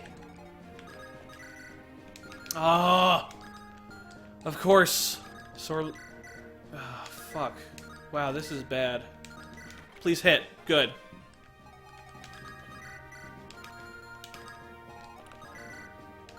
Alright, let's see if this connects. Fuck. Alright.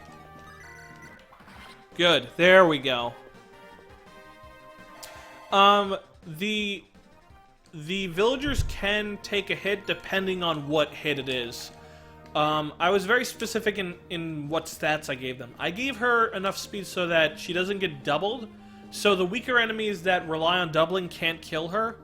But they can kill, like, this guy, maybe, I think. Meanwhile, this guy is designed more to sponge hits. And this guy, I don't know. But I would, like, very pointless attention to detail that I just kind of put into, to give the game a bit more character. Oh, look at that shit. Fucking 2 damage. See, Lussaria doesn't give 2 fucks about steel swords. I think she now has better defense than, Powalski. I mean, yeah, Powalski. My bad. Bam. Fuck you. Oh, jeez. Yeah, Yurino is not very durable, but if you train her up, she has a really good defense growth. I think... Oh, here we are. So, we're attacking the guys over to the east, right? For the love of... Balthus! We told you the plan a million times. Right, right. I get it. Good. Get going! Okay, Balthus. Remember the real plan. Find Charla, then, ask her what the real plan is. So, this is a very blatant hint. Yeah, she's got boobs of steel so far. She's got boobs of steel at the ass. This is kind of gross sounding. Oh, fuck. Well, that doesn't deal jack shit to her, so I don't care. Yeah, Lussaria, I don't remember if I got the idea of a defensive mage from Feratris, from Midnight Sun, or if I came up with it myself. I remember I was working on this hack before Midnight Sun, I think, but this hack's been in production for such a long time, it's hard to say. Okay, so, Myrmidons in this game have extra move. Well, not usually. It's just Balthus specifically does, and all other player-controlled Myrmidons. I did this to make Myrmidons better because, again, they're locked to swords and they don't have an enemy phase, basically. And when they promote, they're still locked to swords, which sucks. So I give him extra move, and he has really ridiculous stats and a Wodao. So he is very capable of killing the shit out of Powalski, like, hard as fuck. He's pretty much your best sword user, but in some situations, such as fighting knights, Felton is better. And if you want a sword user with utility, then you want to use Yurino. I was very meticulous about how these 3 sword users would differentiate from each other.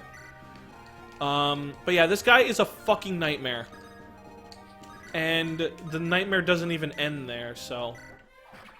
Be prepared. Hello. Bam. Fuck you. Oh, I should be able to double this guy. Alright, so... I'm a little oh shit, I should have blocked this. Alright. I'll keep him here just to kind of make things easier. Oh, I really need to speed up though, because reinforcements spawn from here. Remember, red flags equals reinforcements. So you do have some leeway in saving these guys, but not a whole lot. You do have to book it a bit. I'd say that this is the first chapter where the game takes off the kitty gloves. God, that animation's fucking long.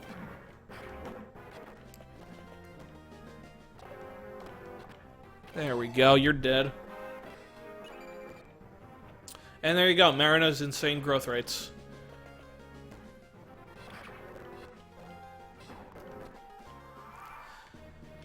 Alright, and there's the reinforcements. So yeah, now we need to really fucking step it up. Alright. There you are, Balthus. I was so worried about you. Oh. Yeah, they forced me into their ranks. They like to yell. So I heard. Amazing how someone could yell loud enough for me to hear it from over the mountains. So what's the plan now? I found help. They were sent here by the mayor. With them, I think we can save everyone. Right, so, which ones are they? I'll introduce you to... I'll introduce you later. Just attack anyone who isn't pretty. Does that include you? Excuse me? That look on your face. Balthus, could you please take this more seriously? Yeah, alright. Oh, and for the record, I'd never call you ugly and mean it. Not with those hips. Balthus! Oh, damn. Damn.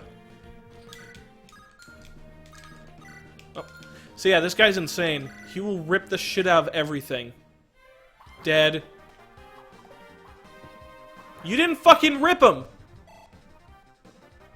God damn it. Fucking proving me wrong.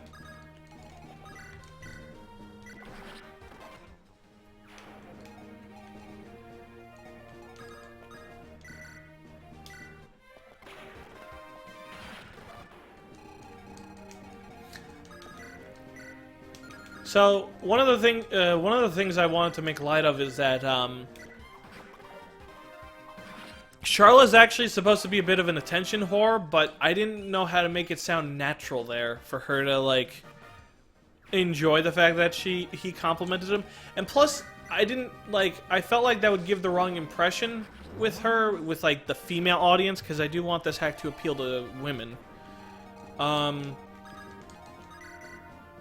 So I don't know, like, I'm uncertain on what to do with Charla, because maybe I'm just being, maybe it has the exact opposite effect, where women would prefer it if she was like that, because there's nothing really wrong with that, and you really shouldn't try to act like there's anything wrong with, you know, enjoying attention or being kind of flirtatious or whatever.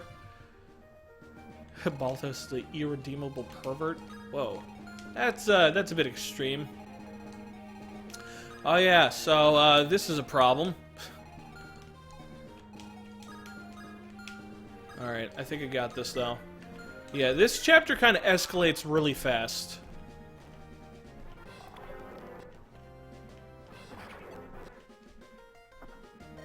Blast! First prisoners escape, and now this? And why haven't we deployed our secret fleet yet? You there! What's our secret fleet's status? They're still preparing, sir. And what exactly is taking them so long? They're, painting their nails, sir. Oh, for crying out loud! Tell them to get a move on! If they want to paint their nails, they can do it with the blood of their enemies! After all, red's in style this year. Oh man, so cheesy. So yeah, those guys are fucked. So, yeah, I definitely think I need to give the player a little more leeway, because I shouldn't have to, like, I should be able to beat this on my first try without a lot of, like, prior experience. Alright, longbow, good.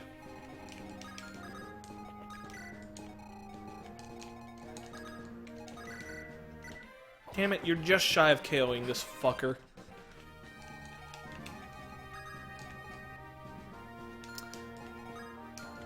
Alright, well, I think I do have some leeway still. Alright, let's see what we can do.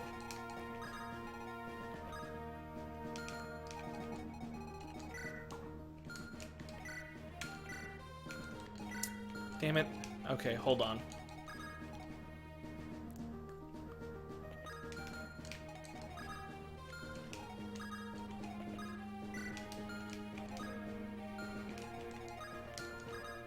I got something.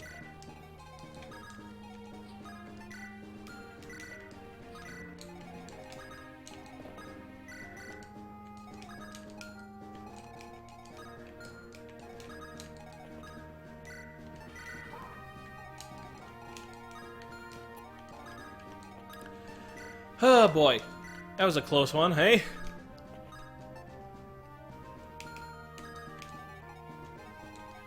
Alright, so this is where things are gonna get really dodgy though, because that's not the end of our shit. We have 2 bosses to deal with, spoiler alert. And here she comes. There we go. We're all set, Commander Durkin. Now, where's our new nail polish? More girls riding flying ponies? I take it those are your friends, Charla? No, those are the dreaded rider dames. They're in cahoots with the enemy. Then, even women are helping the slave drivers? You got a problem with that, buddy? Why, yes! How could women be capable of such things? It's unbelievable! How dare you! Women can be evil too, you filthy sexist pig! Sheesh, men these days. Always thinking so backwards. Isn't that right, Kayla? Oh my gosh, Courtney! My hair is simply not working today. Sorry, what did you say, Fianna? Never mind! Now let's make our gender proud and commit some horrible atrocities! Heck! Okay. Oh, shit! Wow. Wow. Holy shit, that's convenient. Death. Oh my god, if that missed, that would have been fucking tragic. Okay, she is normally a really hard boss if you do not fight. If you don't bring Marina in this chapter, she's gonna... That chick is actually really fucking hard. Yes, flippity flip. Death to you. Oh boy. Oh boy, this is where things are gonna get real.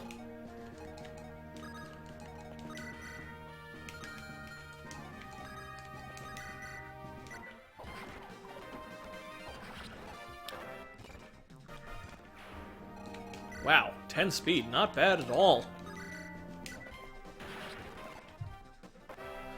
Yeah, that boss, I'm gonna make it clear, if you do not bring Marina, she will fuck your shit up. That boss is, no kidding, she's really hard to deal with. At least last I checked. I might have nerfed her.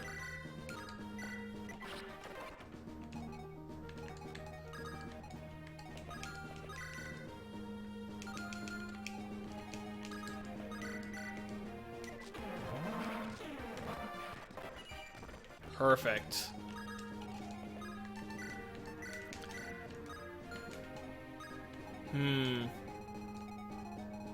Alright, we're good.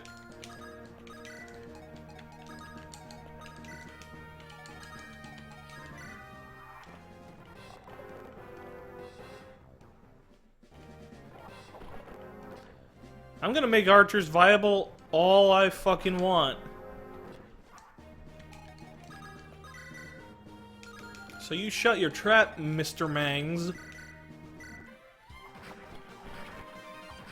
Also, even though this is the boss, I still have the normal boss dialogue. Well, she's in trouble.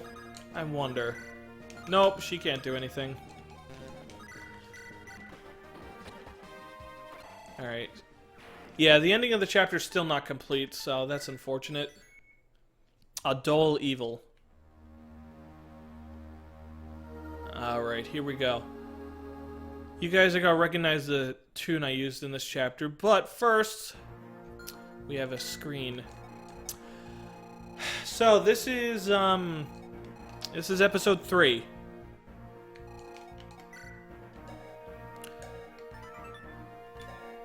Yeah, this is still not complete. Oh, Jesus.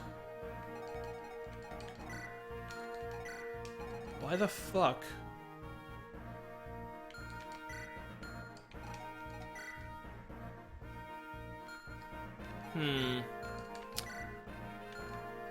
I might have to nerf this chapter just a tad. Alright, so basically the gist of this chapter is that here's Cadell. She's a girl. It's hard to tell, but she's a girl. I wanted to have 2 Cavaliers to follow the tradition of the red and green Cavalier. Of course, that's not really followed here, because this is a green Cavalier and Johnson's a blue one. But Johnson uses lances, which means he gets ranged attacks, so I had to make his stats kind of shitty. Cadell, on the other hand, I had to make sure she had good speed, because she has swords, and swords fucking suck. But I also want to make sure she was inferior to the other sword units you get. So, yeah, she kind of is. But she's on a horse, so there's that utility.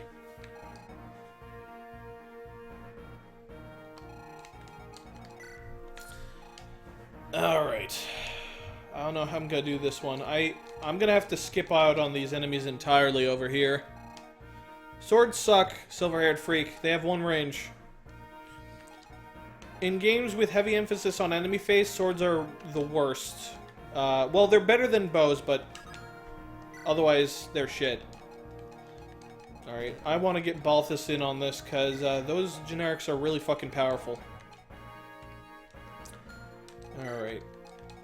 This should be a good team setup. Yeah, about hand axes and javelins. I increased the weight of hand axes and javelins. You are almost never gonna double with them. Of course, Shigade, the amazing man he is, just says fuck the rules. But I'd also like to point out that the stats in this game are fucked up from the last time I checked them. These aren't what they're supposed to be. Like, the enemies aren't supposed to be this strong and this weak. Alright, let's go.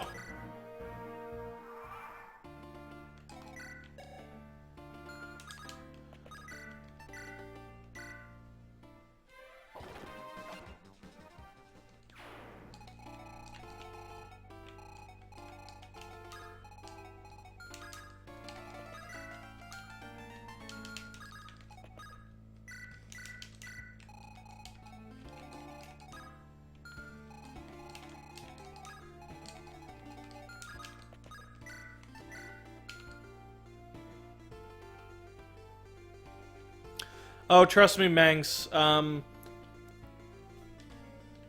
Javelins and hand axes are gonna fuck you up in this game, because some enemies will straight up double you, especially if you're using Johnson. Like, they're just way too heavy, and Johnson's con sucks too bad. He'll get his shit doubled. Of course, if you want to be contrary, by all means.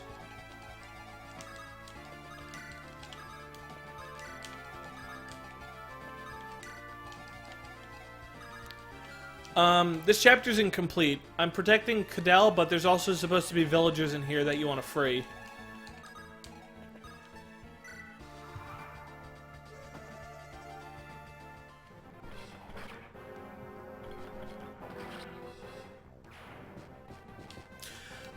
Johnson is a mounted unit, and he has javelins. That's about it.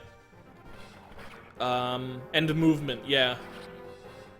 He also has a really good defense growth, but he doesn't have good speed growth, so he'll be taking a shitload of damage anyway.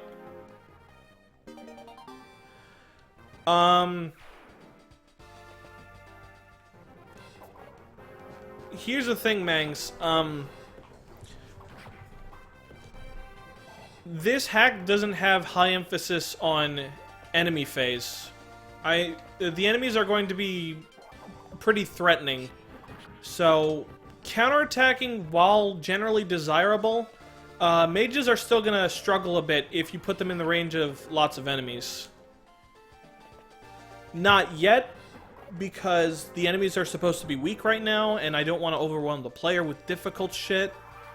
But later down the line, you're going to prefer to use, like, for example, Felton a lot more. Because he has a good defense growth, and you know, if you want to do well on enemy phase, you kind of need that.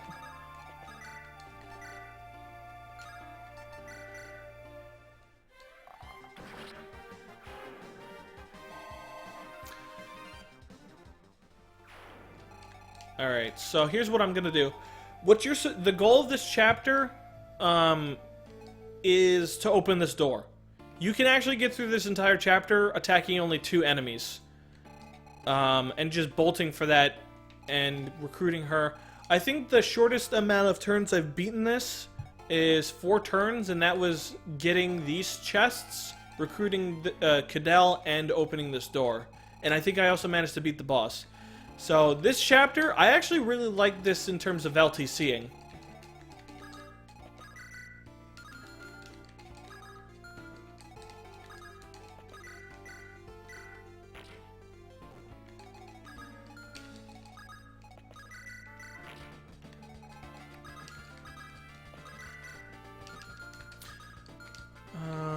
Yeah. This thing is so heavy to break down.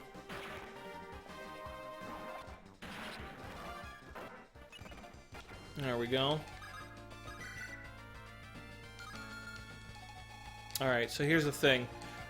I want Balthus to fight the boss because he has the best chances of kicking the shit out of that guy.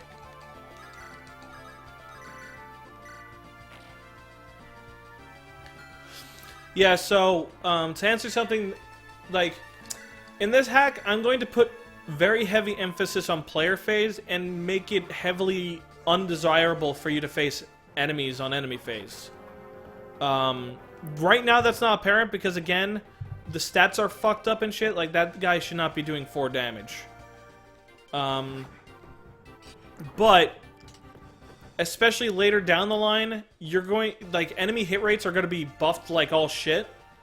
So they'll be hitting you pretty often, and only a few units like Lussaria are going to have, like, particularly good defenses. And even then, those characters don't have the best speed.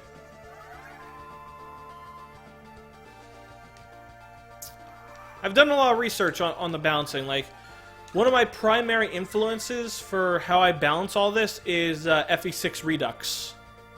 Alright, please. You didn't dodge. I mean, you didn't flippity. Alright, that's fine. Alright, so if I remember right, the boss does drop a door key. So if you didn't bring Yurino, you can still complete the chapter. It's just you'll be forced to kill the boss. And Cadell, you can recruit with anybody, I believe.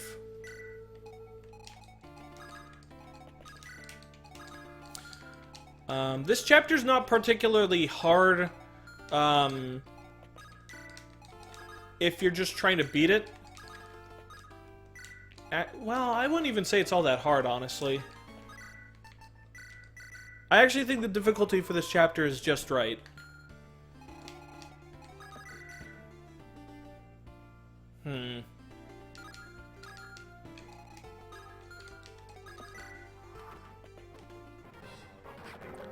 Yeah, if you guys don't like some of the portraits, then I invite you to make new ones. I'm definitely going to need portraits down the line, and my team's kind of struggling with that anyway. Well, I mean, they're... Actually, I'm not sure. That was a bit of a bold statement, so discard that. My team is generally productive when I'm productive, so never mind. Alright. Get fucked! Bam!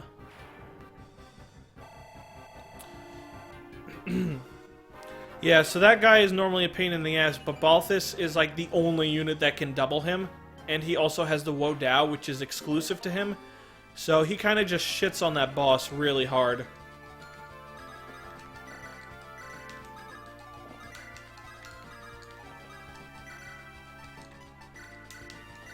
There we go.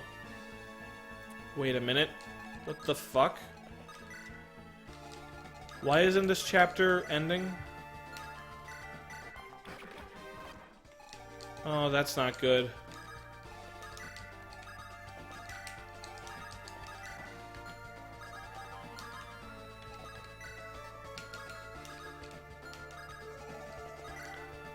Well, that's a problem.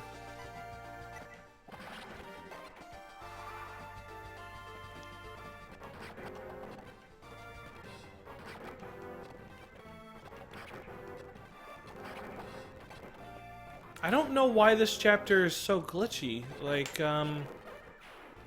this should not be happening. Alright. Well, either way, I have one more chapter to show off.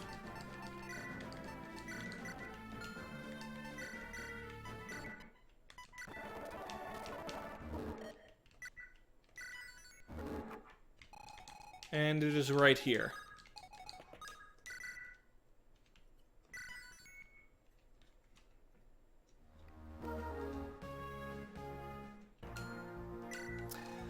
Oh boy. This chapter is pretty tough, if I remember right. So here's Tankst. He's a Lord unit. Don't be fooled by how awesome he is. You don't keep him for long. And this is supposed to be our Knight unit. Knights typically suck in Fire Emblem. Also, don't mind the portrait and the different name. We just haven't gotten them a portrait yet, so this is a placeholder. Knights typically suck in Fire Emblem games. So what I did is I made this knight fucking retardedly overpowered. He's got A rank, instant A rank in lances. Comes with a silver lance. And, yeah, his stats are really fucking baller. He is basically going to shit on everything except for mages. And his primary weakness is, you guessed it, the low move. So in LTC attempts of this game, I imagine that this knight dude's probably going to fall off in favor anyway, even though his stats are amazing for a knight. Okay, so this first segment of this chapter is kind of insane. I think all these enemies charge you, and then in this area, actually, fun fact, I started to incorporate a certain kind of AI into this chapter. It was in the previous chapter, but like, because the chapter was all fucked up, I couldn't show it off. But basically, GBA Fire Emblem has a specific AI where these enemies, I can make it so that these enemies can choose not to attack you until you're in the range of their leader. So for these guys, I think I set their leader to, I think it was one of these cavaliers or something. I'm not sure. I think it was this knight guy. But basically, once you're in his range, all of these units will start to come after you. Now, in the previous chapter, I made the leader unit an archer that was in the far back of the enemy lines. So that basically, once you're in his range, you're in the range of all those enemies, and they'll just straight up dogpile you, but otherwise they won't do anything. So if you attack them, they'll dogpile you. If you get in the range of that archer, they'll dogpile you. It's basically some FE Fire Emblem 12 shit. And unlike Fire Emblem 12, I'll actually have a fucking cutscene that tells you that that's a thing that can happen. Because FE12 doesn't fucking tell you that shit, and it's really douchey, and you don't expect it, and then you get fucked over because of it.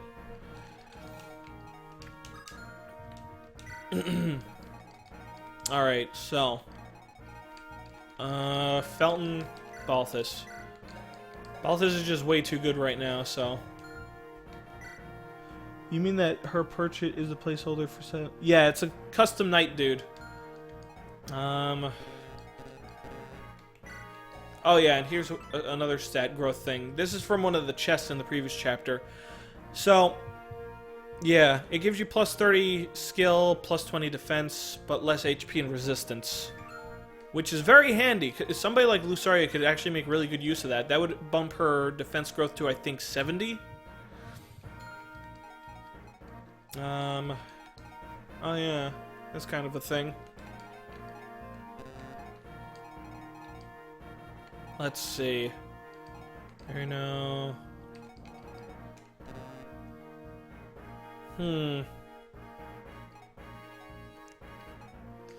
Well. Yeah, Johnson's been auto-leveled. That should give you an idea of what his stats will be like when you actually level him up. His speed will always be shit, but his strength and defense are really good. Does the knight have a lower defense growth than Lussaria? I'd have to check, but he might. Here's the thing. The way that growth rates are generally perceived is not how you should generally make them. Like, how do I explain this? I don't feel that knights should have a super great defense growth, for example. They should have a really good defense base, but more importantly, they need a good speed growth. Because the moment they start getting doubled by fighters, that defense doesn't mean jack shit. So they actually need a good speed growth. And I recall giving the knight dude over here a good speed growth. If you look at Fire Emblem 3, for example, Doga only has like a 20 or 10 defense growth, but he has like a 40 defense growth, which is really high. And that's because, like, if he gets doubled, he's useless, basically. It's much more important for, like, you don't need him to become fast enough to double enemies. You just need him to have a good enough growth that he can keep up with the enemy stats. So yeah, the knight pretty much does act like Doga. I have very specific views on, like, how growth rate should work. Like, you can't just assume growth rates exist in a void. You have to compare them to the enemy stats. You have to think about what the unit's function is, like, not just in terms of, like, oh, this unit will deal a lot of damage. Because, for example, giving them a shitload of strength isn't going to make them deal a lot of damage. I mean, it'll make them deal a lot of damage in a single hit, but the moment somebody can double a unit, they're going to just straight up deal more damage than that dude anyway. So having extra strength isn't really going to help them so much as having a shitload of speed. Yeah, and bases are way more important than growth rates. I personally think that you shouldn't strive to have super high growth rates anyway. Because then the game becomes too inflated. Because if the game relies too much on growth rates, it can be very RNG reliant, because you can get RNG screwed, or something else could happen, and that's very unfortunate. So you want the game to not depend on growths too much. Now that said, in a game where growth rates are shitty, a game like a unit that has really insane growth rates will stand out really hard. And you have to pull a Sarah, for example, from FE5, where she has like 80 speed growth, 80 skill growth, 80 luck growth. You have to make their growth rates absolutely insane. Specifically that speed growth. Anyway. I think my units are more or less set up. I don't remember how to beat this chapter. This one's really tough. Oh yeah, that's right. Clara. Okay. This is a unit that joined your team temporarily. I'm not going to reveal much more information about her.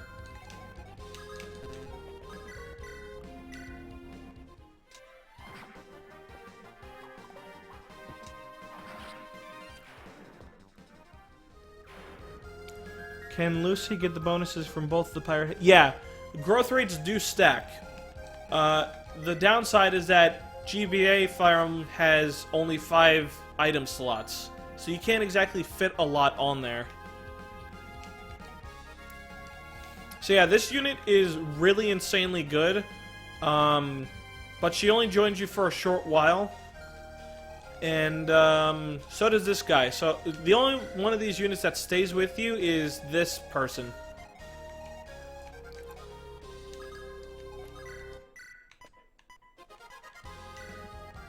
Alright, actually, wait. I need to check Lussaria's stats. Oh, shit. Yeah, she got RNG fucked. So yeah, if I remember right, this is literally the worst choice I could have made, which is charge ahead. If I remember right, these enemies are really fucking dangerous. Yeah, those do not look like happy stats. Wow, even the monks have good damage output. Monks usually have like jack shit for damage.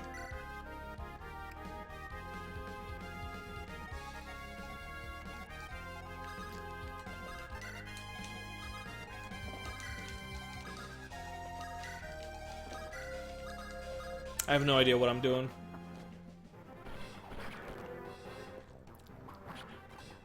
So yeah, you can see that Balthus, for all of his insane power level, he still can't do jack shit to knights. And this is where the game starts to become, where I start to kick up the difficulty. I think most notably, I increased the luck and skill of the enemies because, believe it or not, while luck and skill are not important stats for the player unit, they actually make a huge difference from the enemy side. Because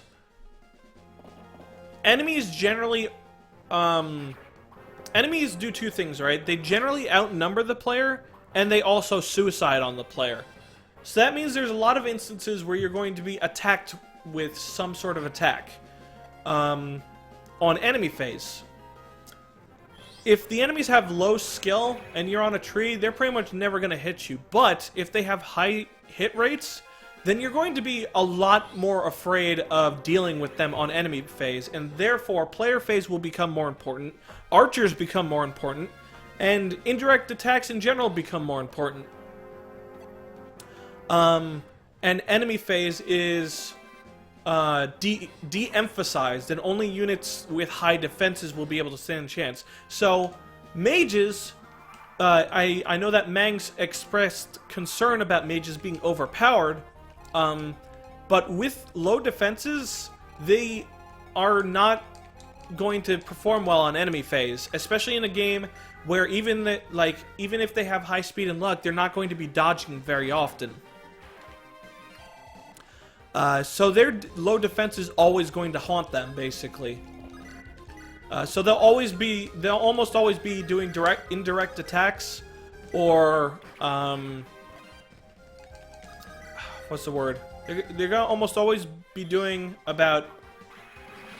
indirect attacks or healing, and very rarely are you gonna have them on the front lines, because defense is very important for enemy phase.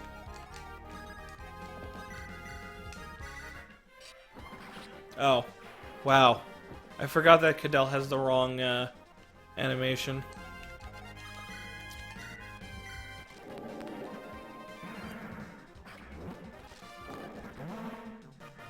There we go.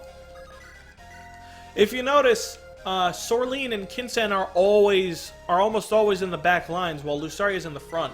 That should give you an idea of how important defense is. So even if your unit is allegedly like,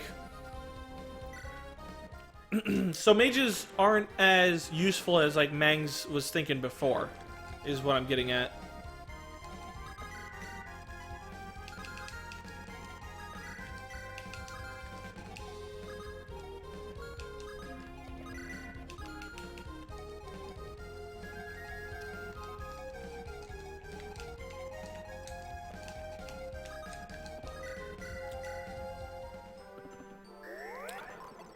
What are you talking about, Lakume? She doesn't have insanely long hair. She doesn't. This chick explicitly has short hair. It's only Lussaria, really, that has long hair.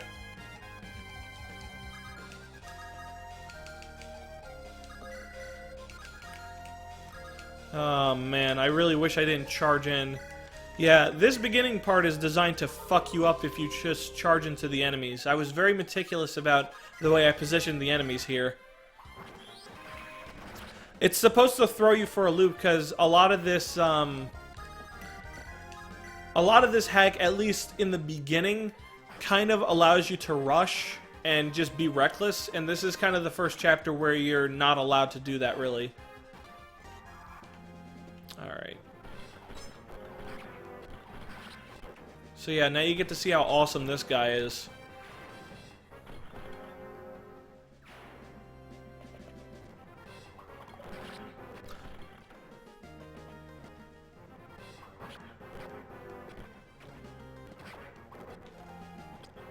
This is bad. Good. Nope, that sucks. Huh.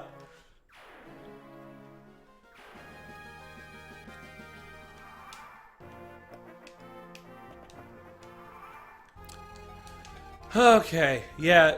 Here, I feel this whole chapter is designed around luring you into your doom. So, by charging, you guys saw that I lost units, but if I take it slow, it becomes a lot more reasonable. No, you don't really need to complete this chapter quickly. The only reason why I have those enemies over there attacking this dude is simply so that I could show how awesome this guy is. And that he doesn't give a fuck about these enemies. And just so that, you know, it's for story immersion purposes. It wouldn't be interesting if this guy wasn't getting attacked by anything. And these guys are designed in such a way that they will not charge this guy or this guy at all. This set of enemies will not do anything until you're in this guy's range. So you have to be very careful in how you approach them. Because the moment you attack one of these guys, they'll all dogpile you, but otherwise, they won't do anything. They'll just wait for you to get in that guy's range. Basically using your own, like, typical player tactics against you. Like, bait and switch and shit. Descriptions? That's outdated.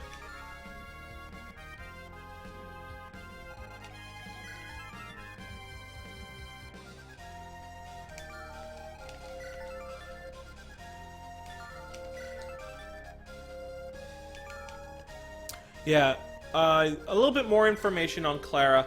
She is supposed to be... I'll put it this way. She's supposed to be a very dark deconstruction of a typical Fire Emblem Lord. I won't go into further detail, though.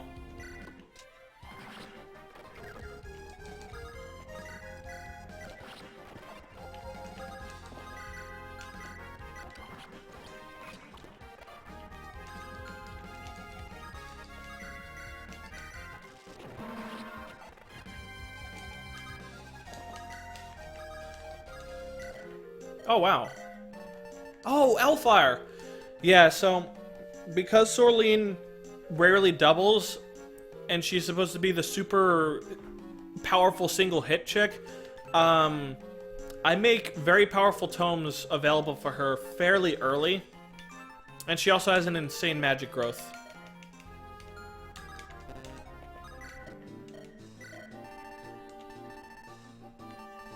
Nothing special here. Yeah. Honestly, guys, if you want to see me complete this, I would strongly suggest providing support for me. Moral support. Like, offering to help in any way you can. She's a bit more than a female emo would reel. Again, I'm not going to reveal a whole lot about her. So I'm going to stay off of it. I forgot where what I was talking about. Oh, shit.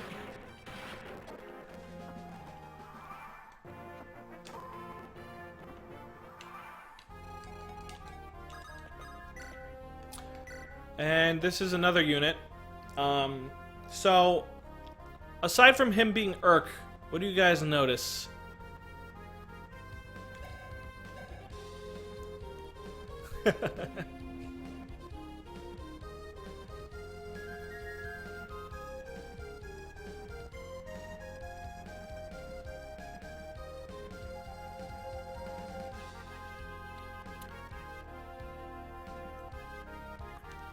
Oh yeah, support. Yeah, like, I mainly need moral support, help with writing.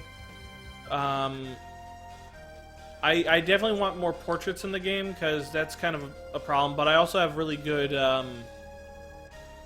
dudes. Alright, so here's the thing. Third chest knight. Here's the thing. Kinsen is really fast. This guy is not. He is way worse offensively. And he will get the shit kicked out of him if he so much as goes near the enemy. Kinsen has a bit more... He can do more shit, and he actually has a really good magic growth, so don't let that 9 magic make you think that that guy's better. At least at combat. Also, this guy starts at D rank staves, whereas when Kinsen promotes, he gets C rank. Yeah, Kinsen just has better stats overall. The main thing that I want to bring to attention, however, is the Silence Staff. Status staves have been heavily reworked. So, one of the things I really like about FE5 is that there's so much... You have so many options. The problem with the GBA Fire Emblem games is that they kind of underutilize staves. You can't really use them very often, and they're usually very rare, like at least the status staves in Warp and Rescue. I wanted to give the player more options, and I also want to give the enemy more options to use against you. In addition, staves have either 0 hit or 100 hit. If your magic stat is higher than the enemy's resistance stat, it is guaranteed, much like FE5. In addition, the status that occurs lasts much shorter. Hey, Tony. Hey. How did, oh, were you doing a vid? Yeah, I'm doing a stream. Stream. Yeah, just want to know how the rap song came out. I didn't like it. You don't like it? Yeah. No. Alright, so the number of turns I need to... Oh, yeah, you also get less EXP, I think. But yeah, status effects only last 2 turns now, but you have 20 uses. So, basically the trade-off is that staves are less useful, but you can use them more often, so that means more utilization of them. And I specifically put these 2 priests here so that you would try to silence them, because they got Physic and Recover.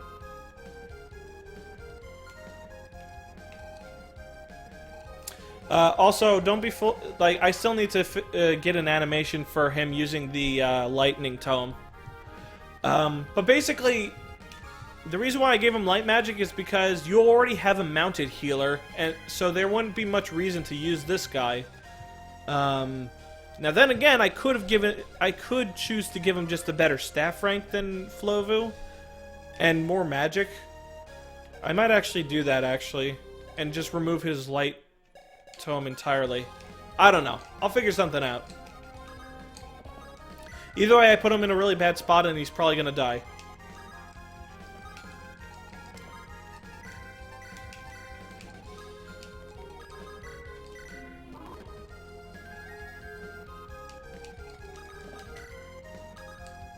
Oh yeah, even though she's a lord, she has 6 movement, which was nice.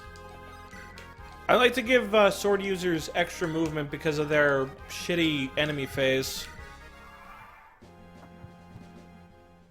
I don't really need help beta testing, honestly. I need more help with, like, portraits and plot discussion more than anything. And actually, it would be really nice if I had a writer. Or, well, not so much a writer, but somebody who can write the dialogue for me. But at the same time...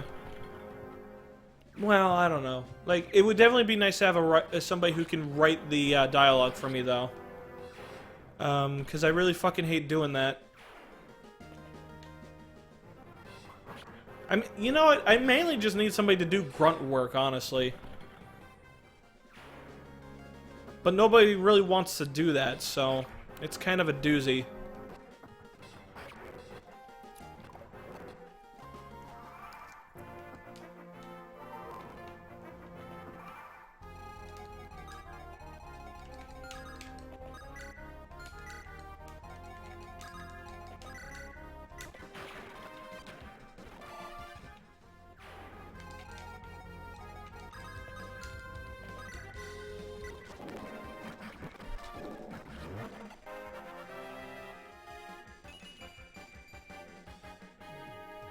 Stream's lagging? Oh man, for 2.5 hours, Oh, seems to be doing relatively okay.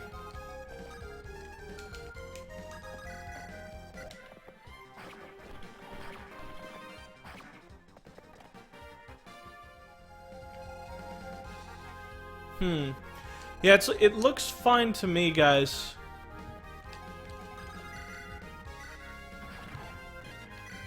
Yeah, this guy, I think I might give him 3 speed.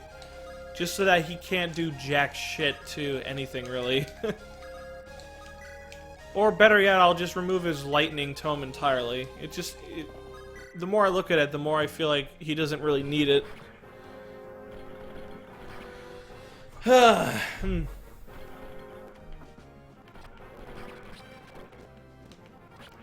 Oh, that's bad.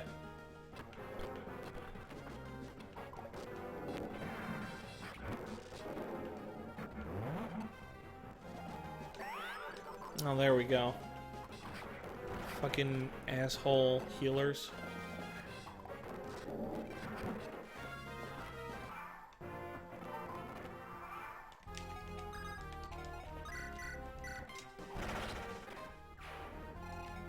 So yeah, Clara is basically your best way of getting rid of these enemies right here.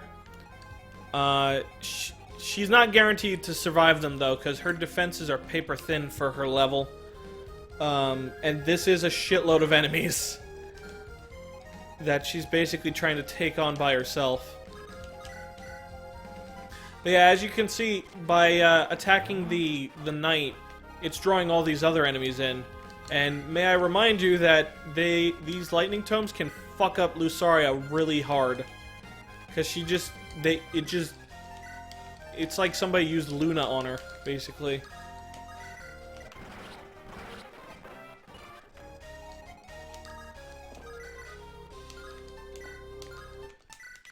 Damn, fuck. These enemies.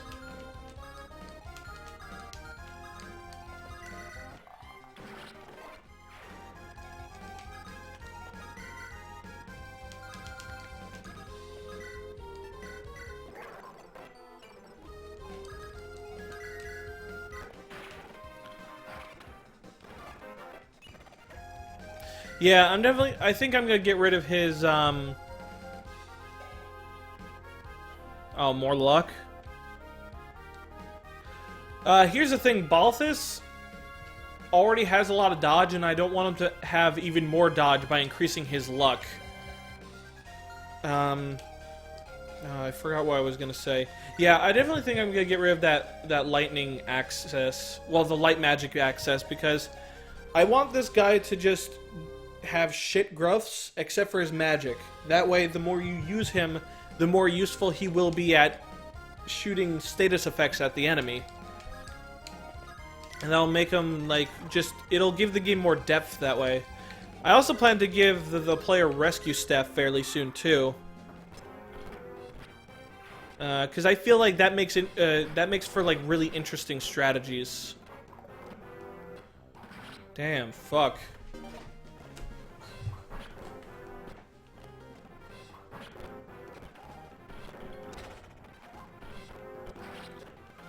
Yeah, so as you can see, she's not invincible.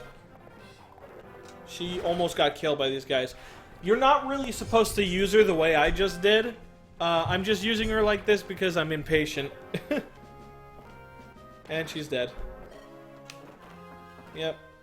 So now she won't help you for the remainder of the few chapters that she helps you in. And that's kind of a huge deal because the next few chapters are somewhat designed around her. And for you to utilize her overpoweredness. So that's actually a huge punishment.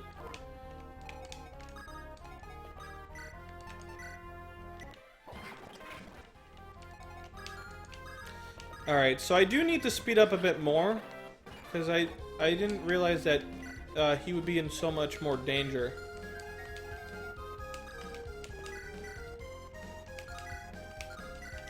Yeah, so this is an example of Lussaria's lack of speed biting her in the fucking ass.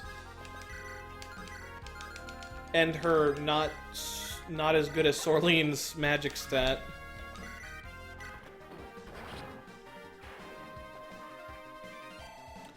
Yes, you can drop a Pegasus Rider over here.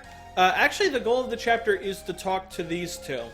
Once you've done that, you've completed the chapter. The thing is that if you want to skip the chapter, you have to be willing to skip out on everything else as well. So I figured it was fair to let the player skip the chapter if they want. Because that also makes the game go by faster, and in my opinion, you should make your game go by very fast, so that, you know, the player doesn't get frustrated by things slowing the game down. Also, this guy's dead.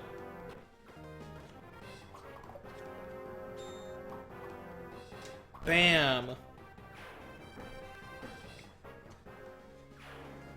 The archer isn't a reference to anything, really.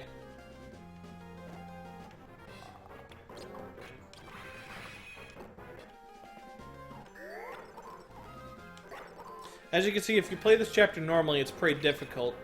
But at the same time, you get more EXP, and you'll also get to visit the village over here instead of straight up skipping it. That's why I have this village all the way over here, so that if you beat this chapter early, you're guaranteed to never reach here in time.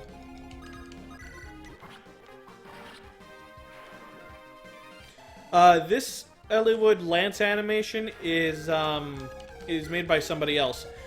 Tankst is a lord that can use swords and spears. He joins you for a couple chapters, then he leaves because this is his home kingdom. He has to keep an eye on it. And then later on in the game, when everything goes to shit, he's gonna rejoin you. And his stats will probably not be super impressive by that point. But if you train him up, he has really good growth rates. And being able to use 2 weapons at once is actually a big deal, because no unpromoted class can use 2 weapons at once. Damn. Look at that defense.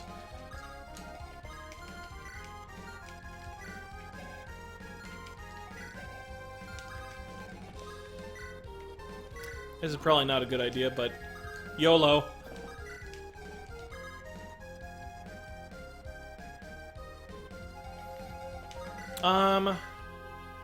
You know what? That's a good point. I think I should give the knight more luck. I thought you were referring to my Myrmidon, Balthus. When I realized he had 9 luck, I was like, what is he talking about? But yeah, I will definitely give the knight more luck, or at least some kind of crit avoiding item. I might give him a growth modifier, actually, because I might program those to give you the crit immunity like FE5 does. Oh, this was a bad choice. No, it wasn't. Yes, it was.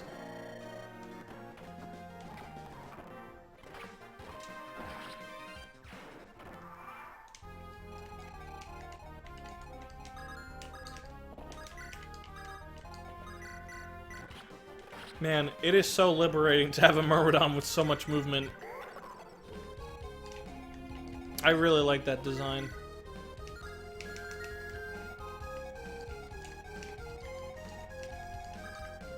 Fuck. See, if I got here in time, I would have been able to talk to the knight and end the chapter, but, well, that ain't happening.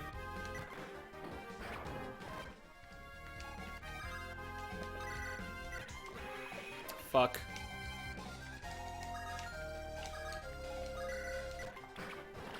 Oops, wrong enemy.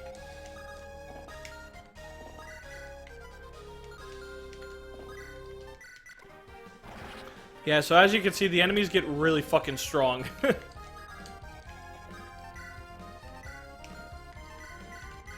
This is definitely like the first chapter where the game starts to become hard. Damn it.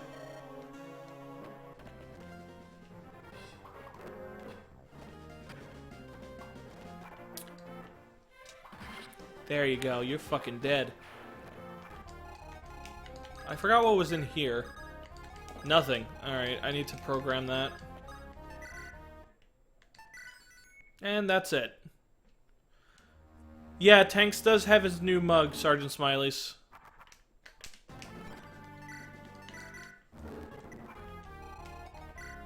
See?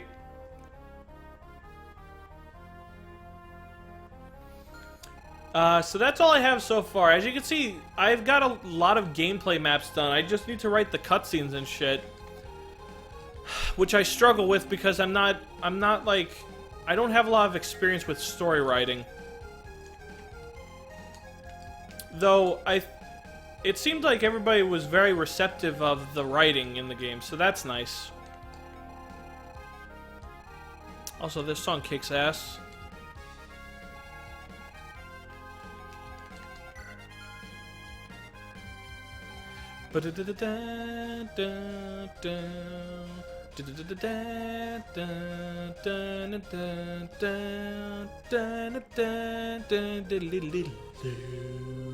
That's probably desynced in the video, but whatever.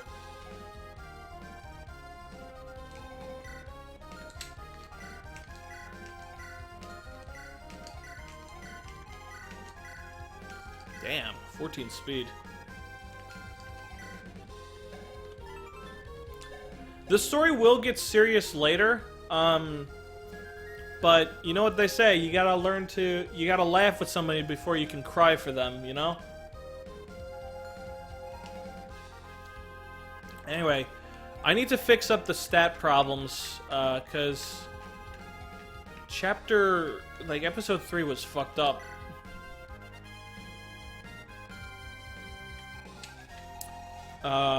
And there was also, like, the Docno thing that wasn't supposed to be there. I chose Marina because I thought it was a cute name, and she's you know, she's cute.